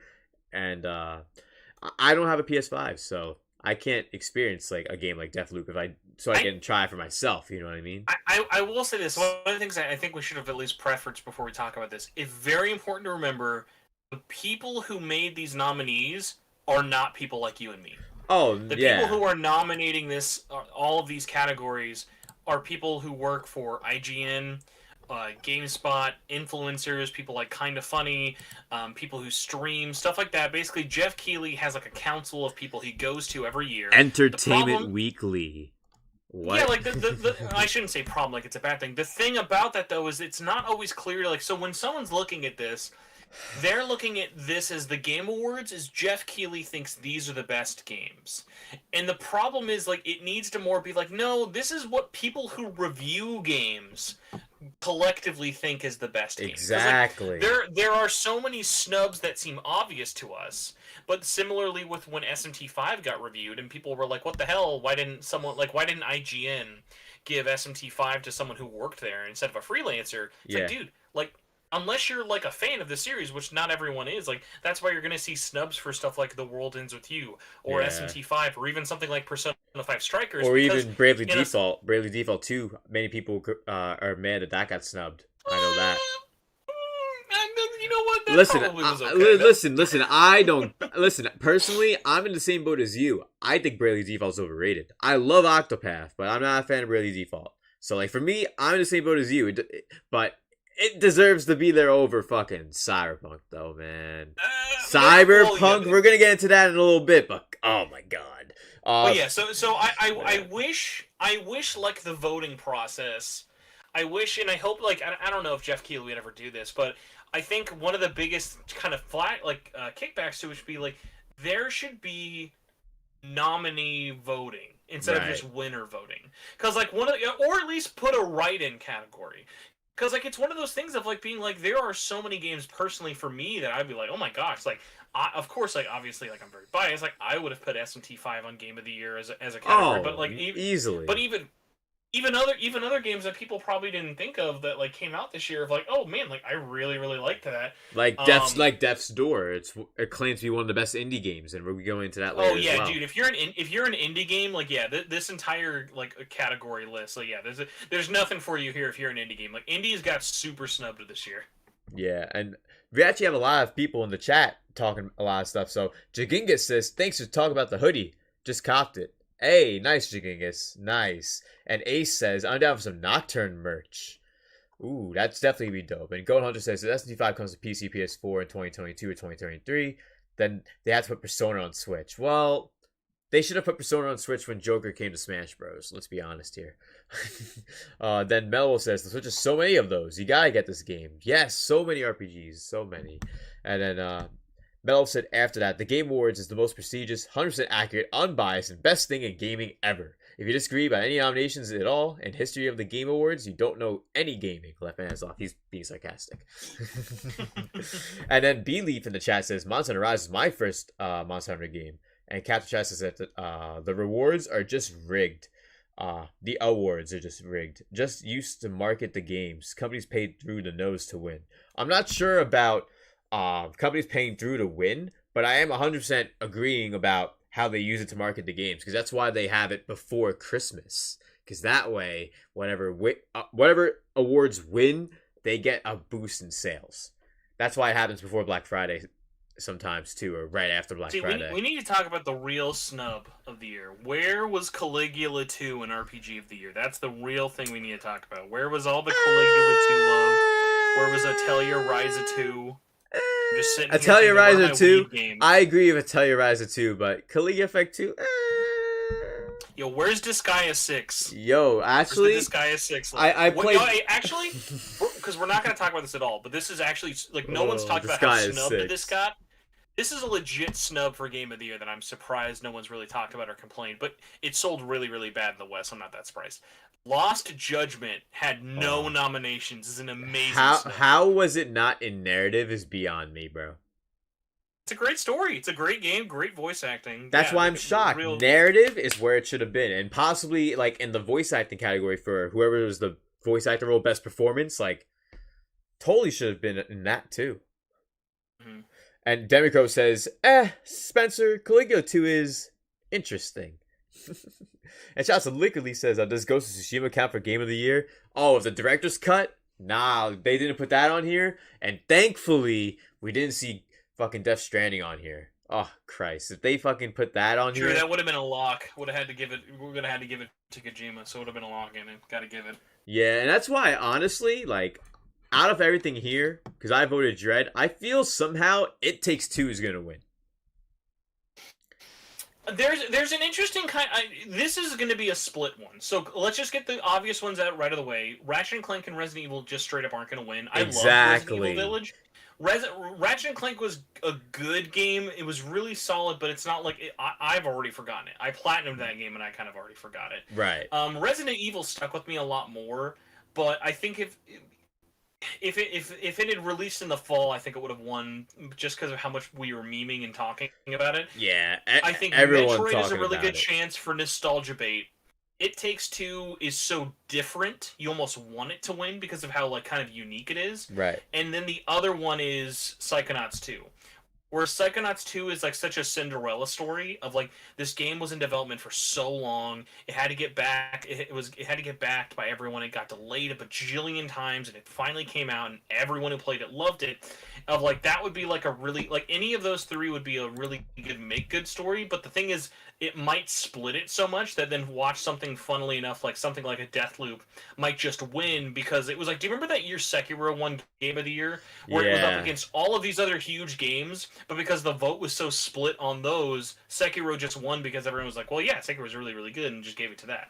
Yeah, I remember that, and I was like, you know what? Fuck it. Sekiro's a good game. Might as well just give it to it. But at the end of the day, I was like, is this really Game of the Year though? Like, it came out in February, I believe. No, March. It came out in March, actually, of that year too. So that's why I was like, recency bias. Like, I definitely could see where you're coming from, but like, that's an example right there of a game that wasn't recency bias. Now here's a weird one that I hate that these are separate and then also don't have complete copy and paste over. I hate that best game direction is a separate category, and then we have games that aren't there that were in Game of the Year, or games that are in best game direction but aren't Game of the Year. Like, so Returnal, I think, is the only one that's new there that like stands out. Game direction is just so weird. Of like, I would say with this one though, this is going to be easily a split between It Takes Two and Returnal, because those are so different. I think It Takes Two is probably going to get it because it was on more platforms and more people probably played it. But Returnal, I think, in terms of just, hey, this is a weird fucking game, like, Returnal takes the cake for me personally. But I also have not played It Takes Two yet. I really want to. Everything I've seen about it, I really, really like it. I'm just trying to convince my wife to play it because I'm like, hey, this is a game about a divorce. Let's play the divorce game. Right. Not that exciting of an argument. But speaking of It Takes Two, you know about the main head creator of Headlight Studios? Yeah, Joseph Fares. Yeah, I can't wait, because if It Takes Two were to win Game of the Year or Game Direction, it'd only be great because we would hear him make a speech, and it'd be hilarious. That's true. It'd be hilarious. I will say, if anyone out there ever thinks that Joseph Fares like plays it up for the cameras, that is like the most genuine dude ever. He is very passionate, and that is just 100%. Like the fuck the Oscars line, he's very much known for from forever ago. Yep. Fuck like, the Oscars. That's just who he is. He is a very passionate man. Yeah, and speaking of passion, one thing in video games that brings out that passion is storytelling, narratives, and man, why do people like Life is Strange? I need to know the answer, because I tried the first one. The first one was alright. A little emo. Oh man, I remember those days when I would have my Verizon Voyager and I would wear my Mark Echo hoodie back in middle school. Oh, I remember. Oh, dude, do you remember Mark Echo's Getting Up, the game? No, I don't. It made a Mark Echoes game, and boy, that was edgy. That was an edgy ass game. I made you to play that. I made you to play that. I will say this: Life is Strange that almost seems like a pity one. Like, give it to Life is Strange. It's not gonna win, but like, let's just nominate it. Why not nominate it? Because like, I voted for Psychonauts 2. Out of all those, like, I felt like narrative. I felt like that could have been it. I will say this: you can tell. Like, because I've not beaten it yet, but every second, because I had Guardians the day I had SMT5. Oh yeah. And I have continuously been like, oh my god, as much as I love SMT5, I wanted to play Guardians more in the back of my head, because it's that good of not only a game, but especially of a story. Like, Guardians does a lot really, really good. Like, it's legitimately up there with me so far. Of like, I get as excited playing that as I did playing like Marvel Spider-Man, right, or Miles Morales. Like, it is just a really, really good quality game, and the storytelling and the characters are just so good. But the problem is, not a lot of people have played that. I think it might lose out on that. I will say this, because I want to simp as much as I can for this. If you live in America, Guardians of the Galaxy on all platforms, I think at least Target and Walmart, will be $35. That's a total steal. Get that game for 35. That is a good price. That's especially since the game just came out recently too. Yeah. By the way, Psychonauts I've still not played, but that's just because I know I would love it. I am just waiting because I know they're going to do a physical version of it eventually. Like, if I had a Game Pass, I'd go for it, but like $60 digitally, I just can't. Like, I was like, it released along with a bunch of other things. I'm like, dude, I got to play Death Stranding Director's Cut. I can't play Psychonauts. But see, that's the thing. You got to do what I did, man. Do you have $1? Can you find $1 on, like, real quick? Have you seen my house? I can't. I can't. I can only afford games. Apparently, no food. Only No only food, games. only games. No ramen either. No soup, nothing. No, only pho. Oh well, if you had $1 and you paid for Game Pass $1 a month, you'd be able to play Psychonauts too. Very, very, very, very That's true. that's how No, I'm playing it. That's how I'm playing it. I have a weird one for you about this one. If you want to go to art direction, I Yep. don't think any of these games should win best art direction, in my opinion. And I Oh, like oh. all of these games. Oh, like I agree that Okay, there is actually, other sorry. games that may have better art Actually, direction that weren't let me nominated, make but it- let me I make put a correction Psychonauts at too, least. though. Let me make it correct. All right. Kena Bridge of Spirits, that's at least so visually different. I'll give it to you there. Right. Deathloop kind of gets it because it's. I know you haven't played it. Deathloop is very much like, imagine if the guy who directed Scott Pilgrim, Edgar Wright, directed a James Bond movie and there was a video game for it. Like, that's the weird art style it has. It's Really? like super hyper disco funk, but like even that, it's like, I don't know. Like, there were other things in my brain. I'm like, Psychonauts. It's just a better looking Psychonauts. Like, we've seen it before. Yeah. The Artful Escape is okay. Ratchet and Clank is just, again, we've seen Ratchet and Clank before. It's the best it's ever looked, but I think this is where something like, I wish Returnal was in here. Like, Returnal's art direction is, like, the best way I describe it to people who haven't played it is Returnal feels like someone made a roguelike shooter out of Strange Journey. Yeah, Like, it's a very third person creepy. roguelike. Like, it's pretty cool how they were able to get that going. Like, when I got a PS5, that's like one of the first games I'm planning to pick up. Or we could meme it, and we could just be like, you know what, Super Monkey Ball. Super Wins Monkey best art Ball. direction, why not? Yo, at that point, you might as well just start throwing in Popeye. Oh, Fucking. actually, this is a weird one. Did you play Village? I actually didn't get to play Village. I think Village actually is a really gorgeous game because it doesn't look like any other Resident Evil. It's very, very unique in its own kind of look because like it's not like just okay, it's nighttime or it's daytime. Like Yeah. it's a really cool environment. It is it's such a cool kind of look for everything. Well, here's something that's not cool.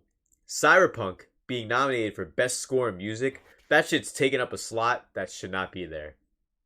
Okay, so here's the question about Cyberpunk for music. Do you think it's there because of its licensed songs? Because I only knew people said I've heard people say the original soundtrack is actually really good. I've heard no positive praise for the radio stations. Like, I whereas played in GTA, Cyberpunk. It's listen, Cyberpunk, the OST is the last thing you're thinking about playing that game.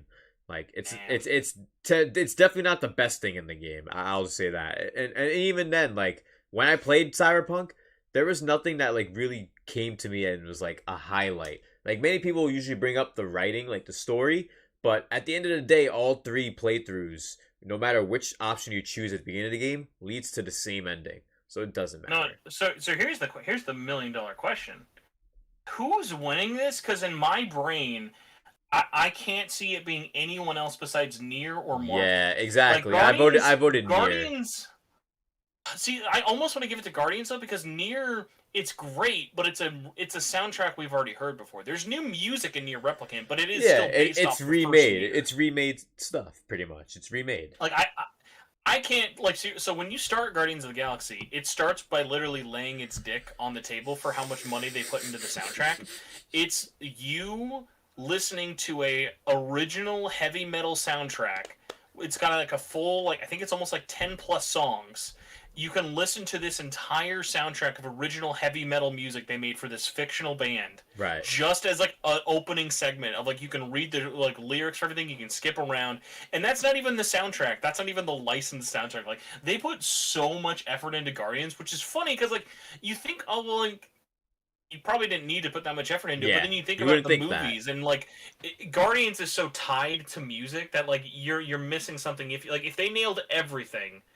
But the music was just meh, I think it would have been way worse of a reception. Whereas, like, the fact that they nailed the characters, they nailed the look, and they have the music that kind of fits that tone is so hard. Especially because, like you said, trying to replicate that movie aura and being able to do that with the music is probably the best way. Mm. But I voted for Nier on that one. Nier 1.22474487139, which I thought was funny that Jeff actually read that out. I think there's actually more numbers left after that. I might be wrong. I think they actually had to cut a couple No, off. it's an ellipses after that. It's the Yeah, dot, oh dot, yeah, dot. there we go. I was like, I think there's a symbol there. Yeah, but audio design. See, what was funny about audio design is I just started playing Halo Infinite a few days ago, and I wish that was here because the audio design in that game is kinda peak. Like it's some of the best audio design I've heard. But Do you want a hot take? Speaking of SPS with good audio design, I was hear playing it. a Let me game hear it, today bro. and yesterday. You guys aren't ready to hear this because like it's not a good time for this company. But dude, Call of Duty Vanguard legit has some like, and I know Call of Duty always has really really good graphics and like sound design. They just absolutely kill the sound. Like the entire department they have that always like makes Call of Duty like sound like Call of Duty, and like just like that like effect you get, especially with some of those old World War II weapons. I was like, man, this is a really good just looking and like presentation, especially from the sound, because like Well, they yeah. make those guns really really hit, and especially some of those older ones of like there's like this specific gun I don't remember the sound of it for, but like the way the clip pops out every time you're doing this bolt action shot, Right. you hear like that specific little like ping in like the right part of your ear. Like as I'm wearing like 7.1 surround sound headphones, like I'm jacked into the Matrix for this. Oh And I yeah, was like, you're man. you're literally in there. Like that's But literally I how will it say, be. I think because of the Activision thing, I think everyone kind of said it without saying it. Like you notice also Diablo isn't there. Like Diablo 2 isn't really nominated. Like Yeah. the industry was kind of like, hey, let's not nominate Activision while they're going through all this. I think normally Call of Duty would be a lock for something like Oh, this. audio design, yeah, they're usually in audio design every year because, like, I agree with you, like, to that extent, like, because I used to play Call of Duty all the time growing up. Like, audio design was like one of the things that they would always be best with, and that's like peak necessary in any kind of multiplayer game, having the audio to be able to hear all around you, and that's why the audio design has to be as good as it is, and that's one of the best things about Ooh. those games back in the day. And Aces, I voted for Returnal for best audio design. The sounds in that game are insane. And then That's tough because Returnal's got really good. RE also is really good. Forza and Ratchet are just kind of you're doing your normal again, really good. yeah, I will say this: Deathloop also has some really satisfying guns. Right. Because Deathloop has really weird guns. Like there are even little things of like there's a nail gun that the way you reload it is you pop open the top and you just empty a box of nails into it, and every time those nails sound like they're landing differently. Like they just do so many little cool tricks and shots with all the different powers and weapons right. that I think like Deathloop I could see winning it just because that game did something different. Whereas Returnal and Resident Evil did a really good job for what they're doing. It's a lot of horror sounds I've heard a lot, or sci-fi sounds you've heard a lot. Like there's nothing like the guns in Returnal. When I was like hearing it, it wasn't like whoa, dude. Like Returnal sounds differently. Returnal plays so good, you kind of forget some of the other things for it. Right. I definitely could understand where you're coming from there about. Oh, by the way, just because apparently I can't stop jerking off Unreal Engine, you know Returnal is an Unreal Engine 4 game, right? Yeah, I actually heard about that just recently, and I was actually That is- shocked. Absolutely shocked. What a crazy ass engine! You can go from something like SMT to Returnal to Kingdom Hearts. You can use it and make so many different kinds of games with it. It's incredible how it could be used, and Unreal Engine 5 is being utilized now. So let's see how games are 10 years from now with Unreal Engine 5. Let's see how things go. So I'm ready for you to talk about the next category, just because I don't think you're gonna have anything positive to say about any of these people. I do have one, and that is for my homie Giancarlo Esposito from Breaking Bad, who is in Far Cry 6. Gotta vote for him. Gotta vote for him. So I voted for him. So best performance, I think I like the choices for a couple. I think, and I love Maggie Robertson's performance Yeah. as Lady D. I know a lot of people like her performance She too. was yeah. included as a meme. Like she's not really the best performance in that game. Like she's not even the best character. Like honestly, if you played Resident Evil 8 and you're gonna look at me in the eye and say that the Duke is not the best character in that game, you're just lying to yourself. Because the Duke was the GOAT. Well, you The know Duke why everyone loves Lady D. Let's be honest here. No, We all yeah, know yeah. why. She It's not was- because of the she was voice included acting. for the memes. She was included for the memes for sure. I think Erica Mori as Alex Chen. I would anyone who played Life is Strange: True Colors has said that is a great game. Like it's Life is Strange at its best. I guarantee it was not the best performance out of anything else. Oh this year. no, they just gave it to her the same way they gave the other one to Life is Strange. They're filling out space for games that they don't want to. It's a filler one. I will say this: I love Colt and I love Juliana from Deathloop. Right. Their performance is so tied to each other. I kind of wish they could both be nominated for one spot because I don't like that they take up two. Right. Like they're so good at playing because they're constantly talking to each other the whole game. Like they're always back and forth, and it's really, really good. But it's like they're not just like one-on-one. Like they're not having a one-on-one monologue at each other. So like I wish it didn't take up so much, especially because we only have 5. I really love Giancarlo Esposito. I'm very early in Far Cry 6. That was another one of like so many games were coming out last month of trying to catch up. It's too much. There's too many games, man. It's impossible to catch up. Literally, like if I had a PS5, it'd be even harder because like I still play new games on my PS4. I have my Switch, PC, but man, if I had a PS5 too, I'd be flooded. Too many. I legitimately though think at least we could have bumped one or two of these people out there. Of like, I am gonna die on my high horse. Apparently, I would have definitely given it to anyone you pick. Pick someone from Guardians and someone from SMT5 because I think both of those have a 10 out of 10 cast. I agree on that. The cast on both of them are superb. Honestly, really good stuff.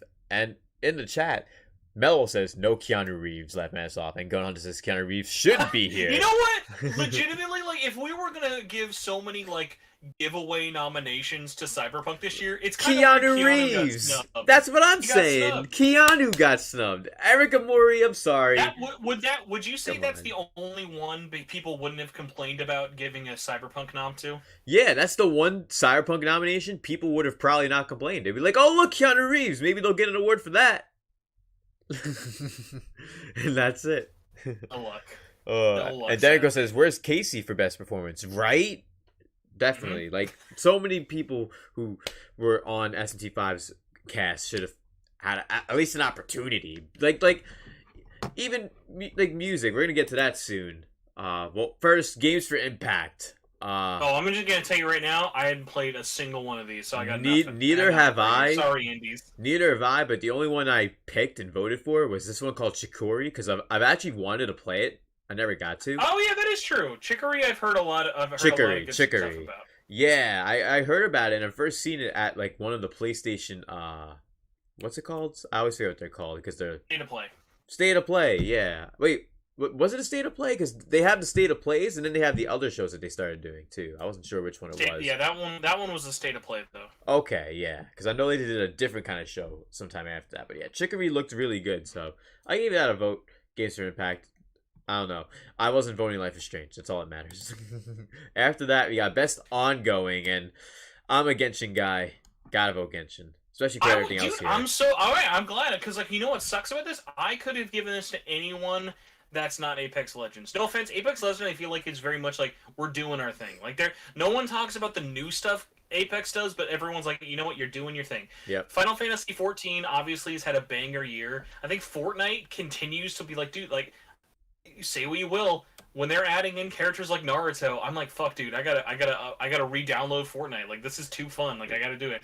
Warzone, I think, is always like that thing of just like it's if I had to say which is the best feeling battle royale, it's just got to be Warzone. Like it's a very satisfying feeling. Yeah. But like I want to give it to Genshin because like look at all of these games and then look at Genshin Impact. Like Genshin Impact is the only one of these games that you could just play for free by yourself and have no problems. Exactly. Like it's one of those games where you really can just do whatever you want for as long as you want. Hell, like you don't even have to go for all the Prima gems you need. Oh, also, like let's be real. As big as people think Final Fantasy 14 and Call of Duty and Fortnite are, Genshin is winning this. Yeah. Like the Genshin fandom is insanely large. There's no way Genshin does not win. It's so huge. And yes, listen, don't get me wrong. Final Fantasy 14 has a huge following at the moment. And hell, that's why I think the next one's community support, right? No, it's not. But community support, I voted for Final Fantasy 14 because I know that they've been doing a great job with that.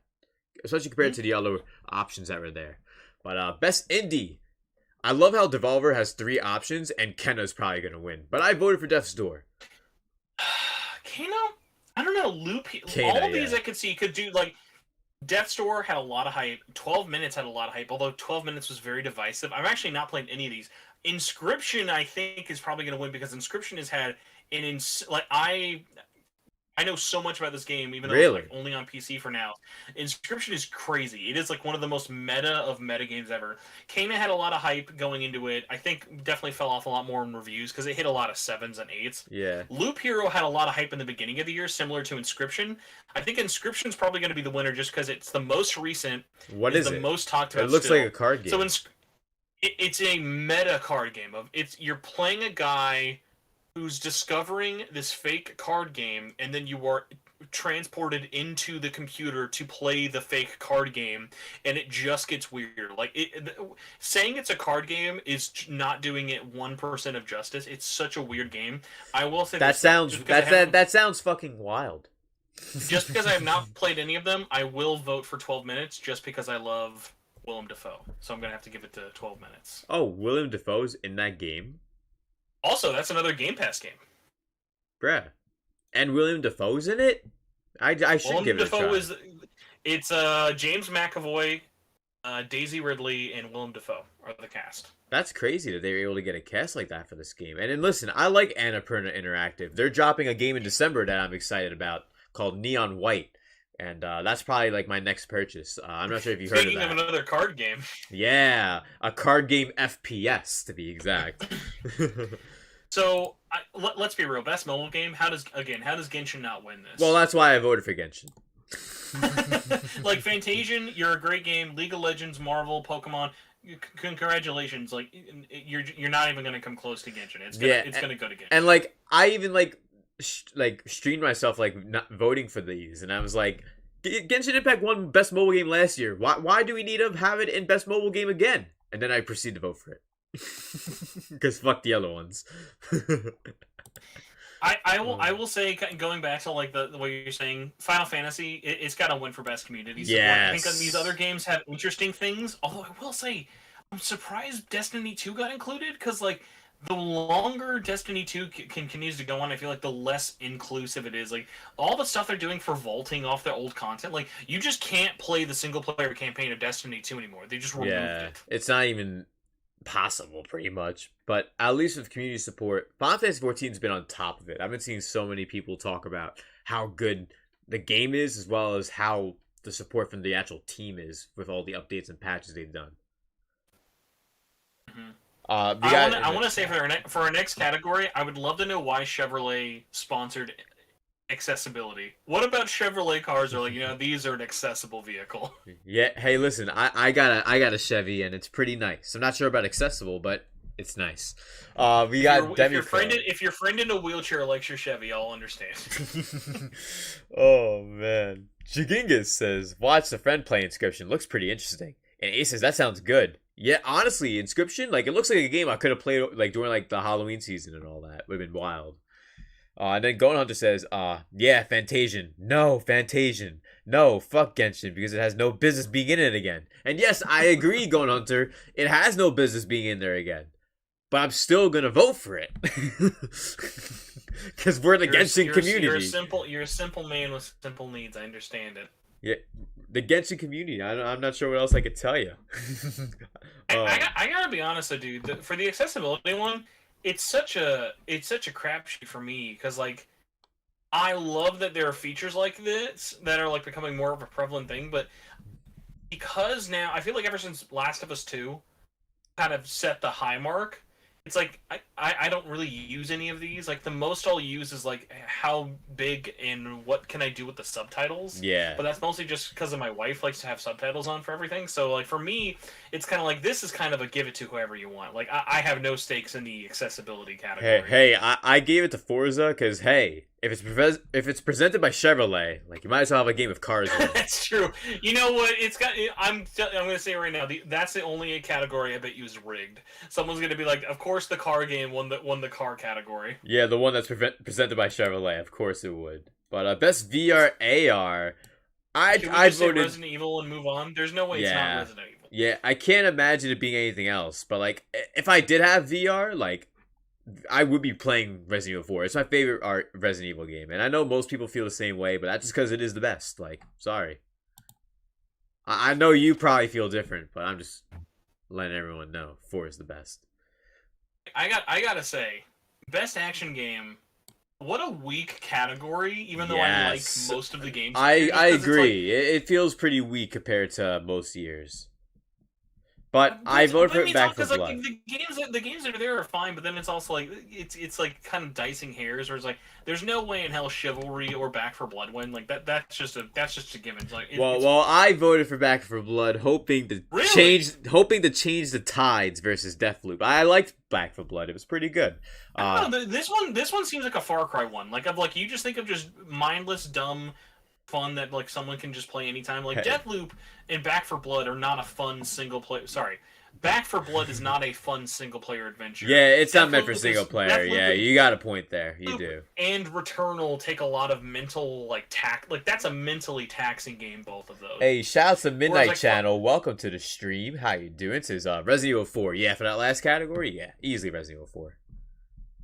Sorry, I didn't mean to cut you off. Continue. No, you're good. It's like, yeah, I just feel like because it's like it's such a junk food game, I just feel like Far Cry is going to get the win there, just because it's like it's probably not going to win anything else. But out of all of those, it seems like the one that the most people could just be like, oh yeah, I liked Far Cry 6. Right.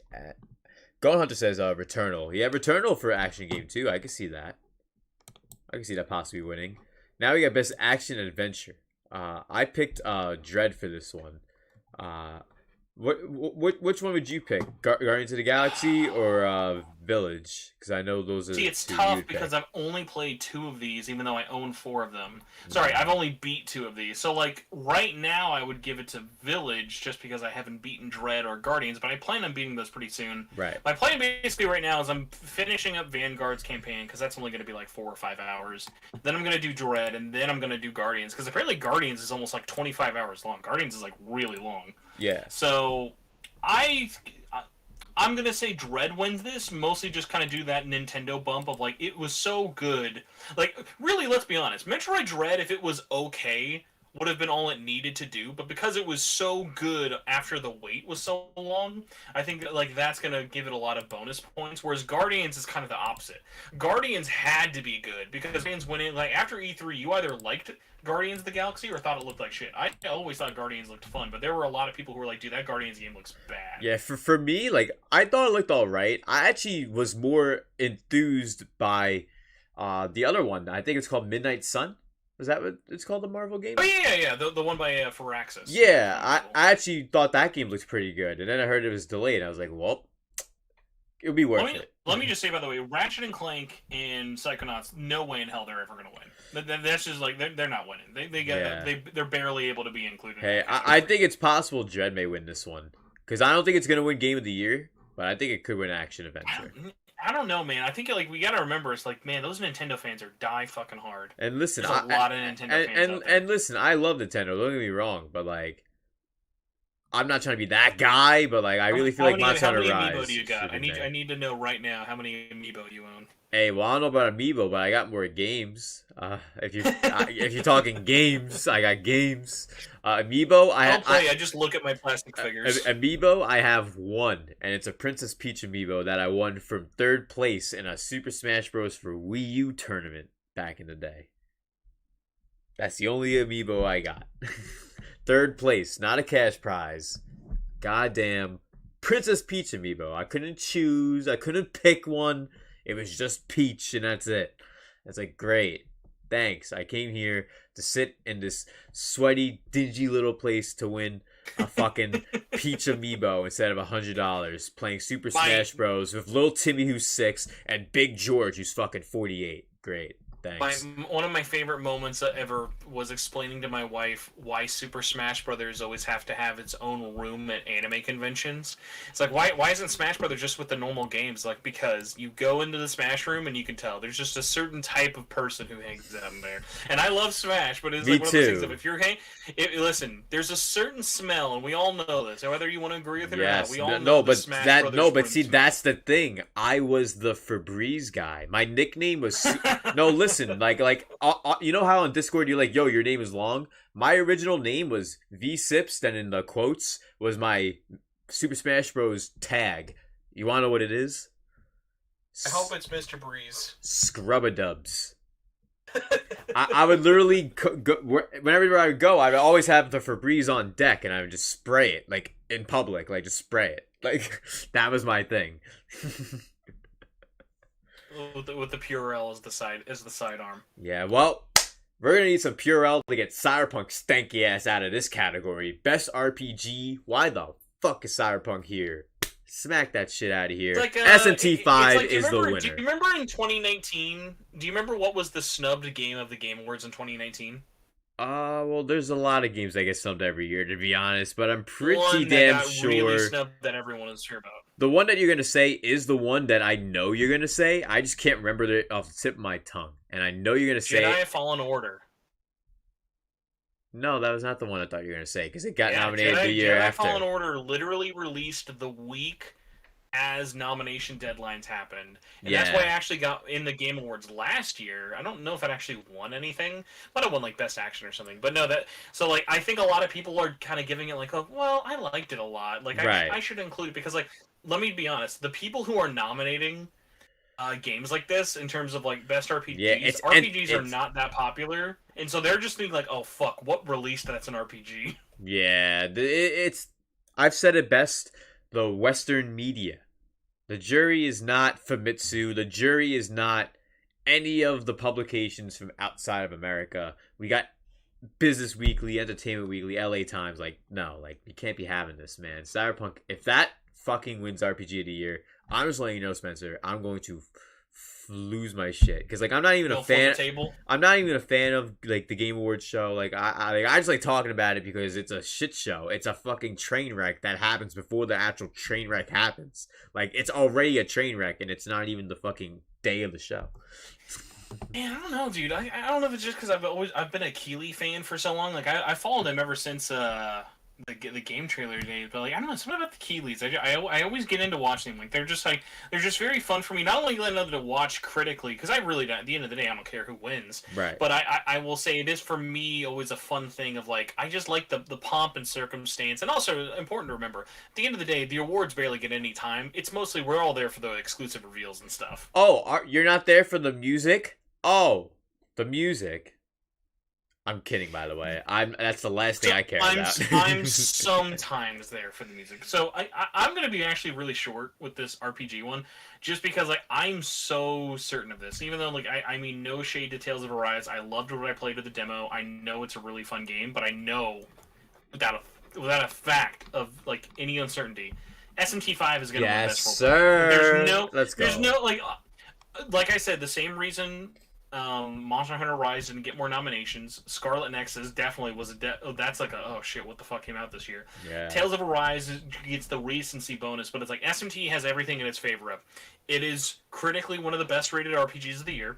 Yep. It just came out, so it's very fresh in everyone's mind, and it has universal acclaim on top of having that like switch bump of like, oh yeah, check this out. You guys know the memes that are gonna happen if SMT5 beats Cyberpunk, just in general, like, like now I can't wait. I need to talk to you about this because I think the next category might have more meme potential and not in a good way. Awesome. But right before we get to the category, there's actually a lot of people mentioning their thoughts in the comments real quick. If you don't mind. Ace says in the chat, Returnal, best action game. People gotta stop sleeping. I don't know. I don't have Returnal yet. Like I said, I need to play it on PlayStation. Good, man. So good. Psychonauts 2 is more story and character driven, Going Hunter says. It should probably be in best narrative then, if that's the case. And then Jaginga says, I basically voted for Psychonauts for whatever it was there for. I loved it. And then Ace says, I went Tales of Arise just because I haven't started SMT5 yet. Ace, no! Go back, take your vote, and replace it into SMT5. At least if SMT5 lost to Tales, I think that's at least still that's a win for anime. I'm happy at least for that. Because like Tales needed it. Like Tales was in the rut for a really long time. Oh, and by the way, thanks Nindy Gamer for being the person that's in my brain picking out the memories. Yes, that's the game. Three Houses was the one that got snubbed in 2019. Thanks for picking my brain and making me be able to remember that. Because I don't know how I forgot about Three Houses being the game that I was thinking of being snubbed. Because that was the game I was thinking of. Yeah, Jedi Fallen Order did get snubbed. It dropped the week before. But Fire Emblem dropped like 5 months before and it got snubbed. Like, it got fucked over so bad with the snub that they had to make a whole new category. They had to make a whole new category because of No it. love for RPGs. Yeah, like how crazy is that? The backlash was so bad from the Three Houses because when Three Houses dropped, everyone was talking about it and playing it to the point where Jeff literally had to make a whole new community-based category a week after they dropped the initial nominations. Crazy. Next up, best fighting game, Nickelodeon All Stars. Next, Guilty Gear Strive. I legitimately think Nick might win this on the memes. I think like just because of the memes of like lol, even though like that game kind of came out and everyone forgot about it, I think it just win because of that. Because like let's be real, no one's voting for Virtual Fighter. I love Demon Slayer, but that's not really a fighting game. Like that's a fun action game. Guilty Gear and Melty Blood should win, but they're so niche. I don't think they're enough to win over All Star Brawl memes. Hey, think about it. There's a lot of casual people who are just gonna go, "The hell's a Guilty Gear?" I see SpongeBob. Click. You know what? Actually, that's a good point. There might be more people who just look at that list and go, "Well, I know Demon Slayer, so I should just vote for that," because that game actually sold really well. And that's true too. People are going to be voting for Demon Slayer too. And I'm not trying to throw flack at Guilty Gear, guys. For those who are here, I used to play Guilty Gear XX. That's not the point. The point here is that SpongeBob is here. And look at Patrick's derpy face. Who's not going to vote with that picture? I'm sorry. They literally won just based off that. But I in Best Family now. There's some definite they know what they're doing. It's like when you go to the SMT5 image, like it's just Sophia and her big massive tits. Like they know what they're doing. Exactly. Nothing wrong with those nice soft milkies. But we got Best Family. Speaking of milkies, speaking of milkies, Best Family game. We got It Takes Two, Mario Party Superstars, New Pokemon Snap, Mario 3D World, Bowser's Fury, and Wario Get It Together. And I'm gonna just say real quick, it's easily Mario Party Superstars. And if it somehow doesn't win, because that game has recency too, you know what I mean? It's gonna be It Takes Two, but I swear to God, I've been talking to some really people who actually nominated you think It Takes Two is gonna get more than one win? It's going to win because more people who are voting care about that as a quality game. Yeah, you're right. Western media. That is so Western not media. A family game. Like it's not. Literally a game about family. But it's like, you remember that year at the Oscars or the Golden Globes where The Martian won Best Comedy / Musical? Oh, this is my God. This is that for It Takes Two. This is see, the problem I have is I say it every year. Nintendo has games where you can say that it can be great for music or soundtrack or art design or whatever. But like what they usually end up doing with Nintendo games is saying, hey, Nintendo appeals to adults, kids, grandparents. That's a family. Throw all of them in the family category. Like, bruh. They do it every fucking time. So it's like, yeah, let's shove them all in this category just to get fucked over by the one game we actually want to vote for. That's not Nintendo. That's like, they do that every fucking year. It's kind of hilarious at this point. It's like, why do you do this? What did Nintendo do to deserve this? like yes. Like I get it. Like some games, like they're not good enough. I get it. Like me personally, Warrior Get It Together, why the fuck is this even here? Like I agree that it's great for a family game, party game, yeah, but that game wasn't that good, in my opinion, especially compared to other WarioWares. It was a good WarioWare, but is it worthy of a Game of the Year nomination? No. And there could have been other family games on other platforms, on Xbox and PlayStation, that could have took that spot even. Like, that's the thing I feel with the family category.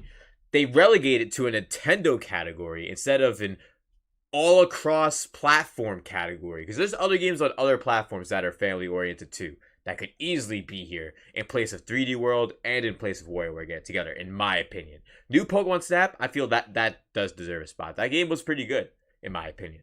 What do you think about that, though? Because usually the family category is flooded with Nintendo, and I think they should instead spread everything out more. What do you think? I think either pick a lane. Make it Best Family or Best Nintendo. Because clearly every year it's always been like, you're clearly... like, I remember last year they had Crash 4 for Best Family Game. I'm like, what family is playing a crushingly hard platformer together? That's exactly what I thought, too, man. Like, Crash 4 had no reason to be in Best Family. Makes no sense. And hell, even Bowser's Fury, Mario 3D World, I'm not sure about that. Like, yeah, you can play with a family with 4-player, but like, I don't know. Mario Party Superstars seems like the clear winner to me, but I don't know. I clearly don't know what I'm talking about, I guess. I was skipping ahead a bit, and I'm gonna be honest with you. I think the only other one I can comment on might be most anticipated, because everything else I've got nothing for you. Yeah, best sim, I put Microsoft Flight Simulator. Best sports racing, I want to mention real quick, they should have just made a best racing category for this and put Cruisin' Blast in here instead of FIFA, because there's 5 fucking racing games at that point. And then have a sports category, because they still released the Madden, and they still released the 2K, and they still released the NHL. They could have easily made a sports category, like... But no, we need to go and have content creator, and we need to have best esports, and best esports athlete. Oh, man. Real true. Hey, That's it for the Game Awards category. We have one more topic left to go over before we wind down with the stream tonight. Hold on, I at least want to pick your brain on most anticipated, just because I think it's an interesting selection, even though I think it might be the same winner as it was last year. Listen, it's easily going to be either Elden Ring or Breath of the Wild. And I'm pretty sure it's Elden Ring. I think there's not a chance in hell it's Breath of the Wild. I think it has to be Elden Ring. And that's why I voted Elden Ring. Because, like, think about it. It has everything in its favor. It had that great debut. Yep. Everyone loved the network test. Yeah, like, everyone who got to play it. Did you get to play it? It's literally... No, I did. Well, I was able to like check out a friend playing it, but no, I didn't get a code for it. Yeah, I seen some people play it too. It looks so good. Man. I was reviewing as if I was like, I don't need this beta code, but God, I wanted that beta code. Yeah. But it's the soonest releasing out of all these games. Maybe Horizon might release like a week earlier, but it's one of those things of it's new, it's almost here, and people literally just played it and were like, yep, it's even better than we thought it was. Whereas every one of these is either more of the same or Starfield. Yeah, and even then, I don't think people are like really going balls deep into voting for many of these. Like, out of these 5, I think the most least voted for is probably going to be Horizon Forbidden West, in my opinion. Yeah, I could see that for sure. Yeah, because like I in between that and God of War, I feel like more people would vote God of War, for example. I don't know. That's just what I would think. What do I know? Not like God of War's been around for so long, right? You know about Halo, and Halo it'll be our final topic before my bladder explodes. Yes, sir. And you know what? That's exactly my issue too. My bladder's about to explode as well. So we'll keep this last topic to a solid 15-minute max, because I really have to go to the restroom too, honestly. But yo, Xbox 20th anniversary happened the other day. Halo Infinite dropped. The game is fire. Everyone who's watching the stream, let me know if you guys have been playing Halo Infinite, and let me know your guys' thoughts. Xbox 20 years. What do you think, Spencer? I think Xbox killed it. Like, I watched that event while working, and I was like, I don't own an Xbox. The only Xbox I've ever owned, I've played Xbox, the original, played a ton of 360 with friends. I owned an Xbox One. I really liked my time with it. I'm one in Series X soon. But, like, honestly, for me, I think they nailed everything, which was funny because that event, all they really announced was, hey, here's 70 titles coming from backwards compatibility, which is huge. And then they were like, and Halo's multiplayer's out early. Right. Like, at the end of the day, they spent an hour saying just that, but like they did such a great job of really celebrating their fans, celebrating their future. Like they have, I think also because they have so much underdog energy, like they've just got a lot going for them, and it was just one of those really like wholesome events of just like everyone was loving it. People enjoyed the like even the things that I could give less of a shit about. Like, am I ever gonna watch the Halo fucking Paramount Plus show? No, God, no. Hell no. But they spent their time well. It never felt like they were wasting your time, and it was just really fun. So it was like I liked it, and obviously like dude, releasing the free multiplayer for everyone like 3 weeks early, like that's such a win. Like also RIP to Battlefield this week, but like seriously like. Seeing all the love for Halo has just been so wholesome. What I find the best about it is like at the beginning of this year, before everything went down, people were like, oh, Battlefield looks like it's going to be the future. And even myself, I was actually thinking, oh, Battlefield's actually looking pretty good. Well, remember, because it was in development for so long, we're like, well, they're not going to fuck it up, and they somehow fucked it up. Like, it was their year to win, and somehow, like, they absolutely just, like, destroyed themselves. Facts. This literally was their year, especially after last year when Halo Infinite just didn't show up, you know what I mean? Everyone was, like, expecting Battlefield to take the throne as the new FPS, at least for this year, and actually, the greatest thing happened because I'm someone who used to play Halo a lot. During the trilogy era, the first 3 games, me and my friends, my cousins, we would hang out, get our TVs together, play multiplayer. It just be the shit. And we would play all the way till 7 a.m. in the morning. Like, it'd be ridiculous. We'd be ruining our sleep schedules at fucking 12 years old on the weekend. But Metal says it's good to see Xbox heading in the right direction. I agree, man. If all the decisions they've been doing, their stance on backwards compatibility, as well as another topic, which is what we're going over right now, also with Phil Spencer saying that he wants industry-wide support for emulation for older games to preserve the past, and says if we said, hey, anybody should be able to buy any game or own any game and continue to play, that seems like a great North Star for us as an industry, meaning we should be able to play these games and have them be preserved, or else they could end up gone forever. Like, there's some games, I believe it was one of the Final Fantasy games, I think it was Final Fantasy 8, they lost the code for it, correct? I'm not sure if you know for sure, but I think they lost the code for that, if I recall. They basically had to completely remake it from the PC version. Right. So it was a situation where, like, kind of like with Kingdom Hearts, where people make it seem like, oh my god, dude, they lost the source code. Like, to be fair, you don't actually need the source code. It obviously helps when you're re-releasing a game and remastering it. Right. But, like, a great example is, look at Blue Point Games. When they're making a game, they're not using the source code. They didn't use the source code of Demon Souls, or Shadow of the Colossus. They used that master disc on the PlayStation 2 or PlayStation 3, and then they use it as a base, and then they build everything from there. And obviously, every company is going to be different and stuff like that. But yeah, like, it's such a, I think up until probably maybe 10 years ago, like, preservation was not a thing. Like, we weren't keeping games to, like, re-release or even, like, remaster 10 or 20 years from now up until recently. So it's just one of those things. I'm just like, it's great to see a company kind of putting emphasis on it. The sad part is, I think it's an easy thing for Microsoft to say because they've been doing it for so long. I don't think them saying it is going to make Sony or Nintendo go, oh shit, dude, we better start doing this. You know? It's not gonna make them even twitch. Like, yeah, you'll see on Twitter, great job today, Xbox. You guys did great from PlayStation, from Sony. But, like, are you going to see them respond to what Phil Spencer just said? No. In the chat. I mean, especially with the whole backwards compatibility thing. Like, you think they're going to be bumping PlayStation Now? No way. No, exactly. And listen, I actually had a friend who tried PlayStation Now. And I actually, because on PlayStation, you can actually watch people play on PlayStation. I'm not sure how it exactly worked, but I would be able to be in the party with them and watch them play Psychonauts 1, actually. That is the game that I watched them play. And it was pretty cool how it worked, but it was 5 frames a second most of the time. Maybe 15 on a good moment, but PS Now, man, that's a train wreck. But we actually have a handful of comments here we're going to go over before we wrap up here. Mello says, there is stereotyping Nintendo's for kiddie games. Yeah, there's definitely a lot of that. 164 says, bruh, take that vote off Nick All-Stars. GG Strive all day. Hunter, you're the one who is getting me into Nickelodeon All-Stars, bro.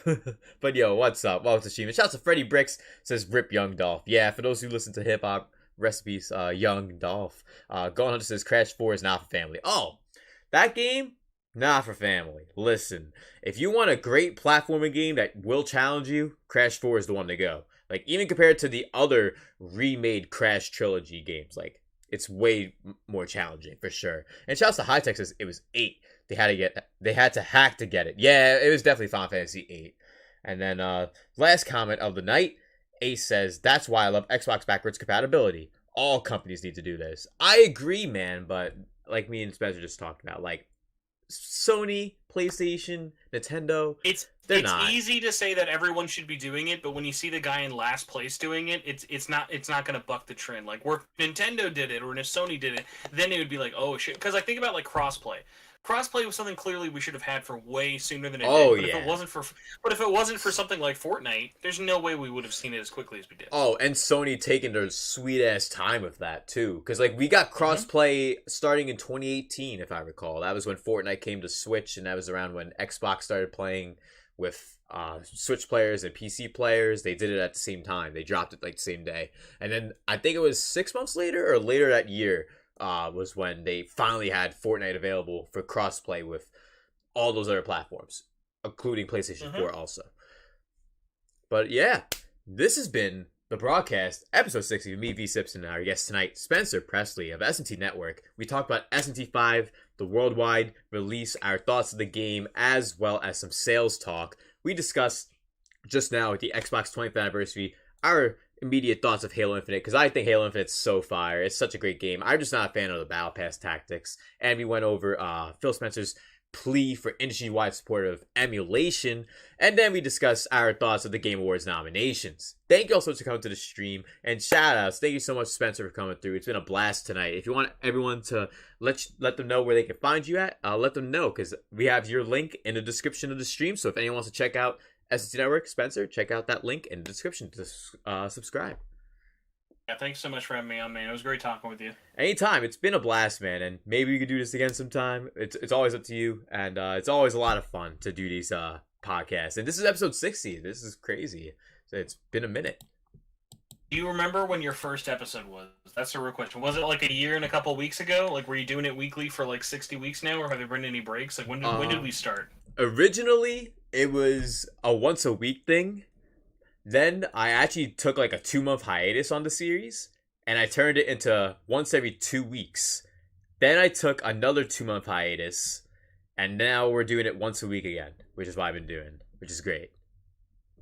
Gotcha. Yeah, because like it definitely should be, if I were to do it weekly, probably episode 80 by now. But life happens, Hey, you know what I mean? Listen, man, Life. I'm at 9.5 years, and I'm on episode 244. So clearly, it's not been my weekly promise has not always been weekly. Yeah, it's life, man. Sometimes life just comes at you, and you're not able to do what you gotta do sometimes. Like, you may want to do something, and then something happens last minute. It's like, shit, well, I can't do this now.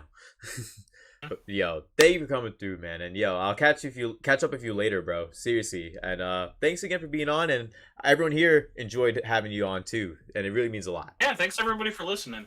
Hell yeah. Have yourself a good one, bro. Peace out, man. And have a good night. See you guys. Peace.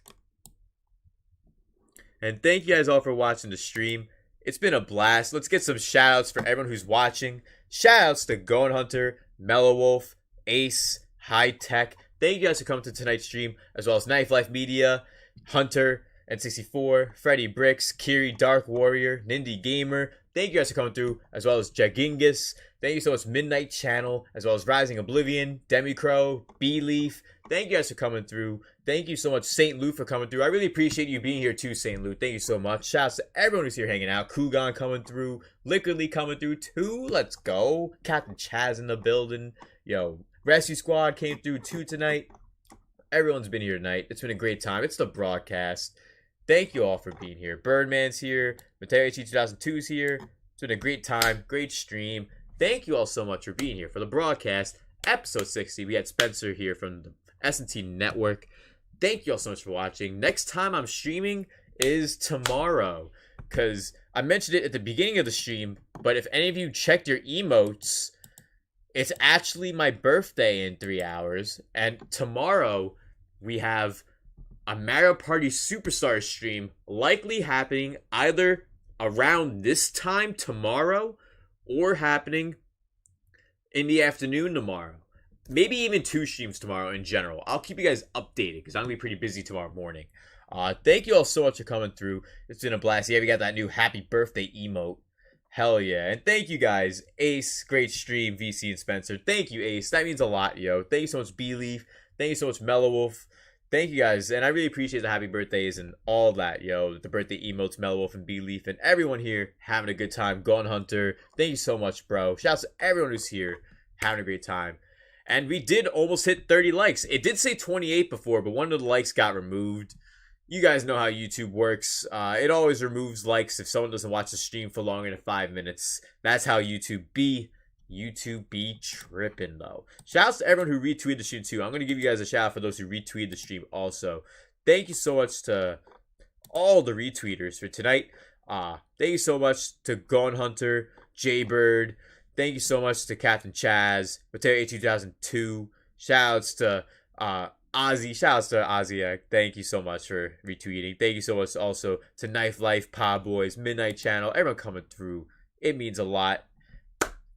And I hope to see you guys tomorrow for my birthday stream and some Mario Party. Maybe even 2 streams. we'll just have to wait and see on that. And I'll keep you guys updated on Twitter and Discord. Have a good one, everyone. Peace. And thank you, Kiri. That means a lot. That really does. And birthday time tomorrow, yo. It's gonna be a good day tomorrow for sure. I'm gonna get a haircut. I'm gonna treat myself.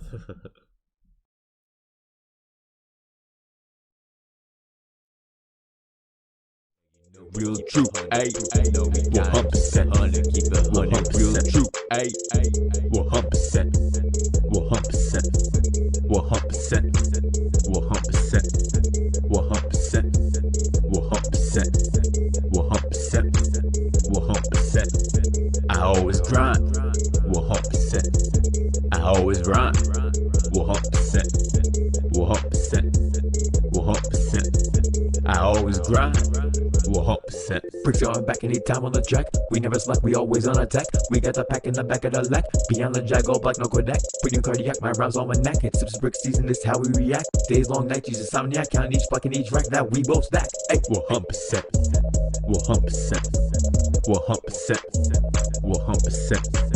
100%. 100%. 100%. 100%. I always grind. 100%. I always rhyme. 100%. 100%. 100%. I always grind.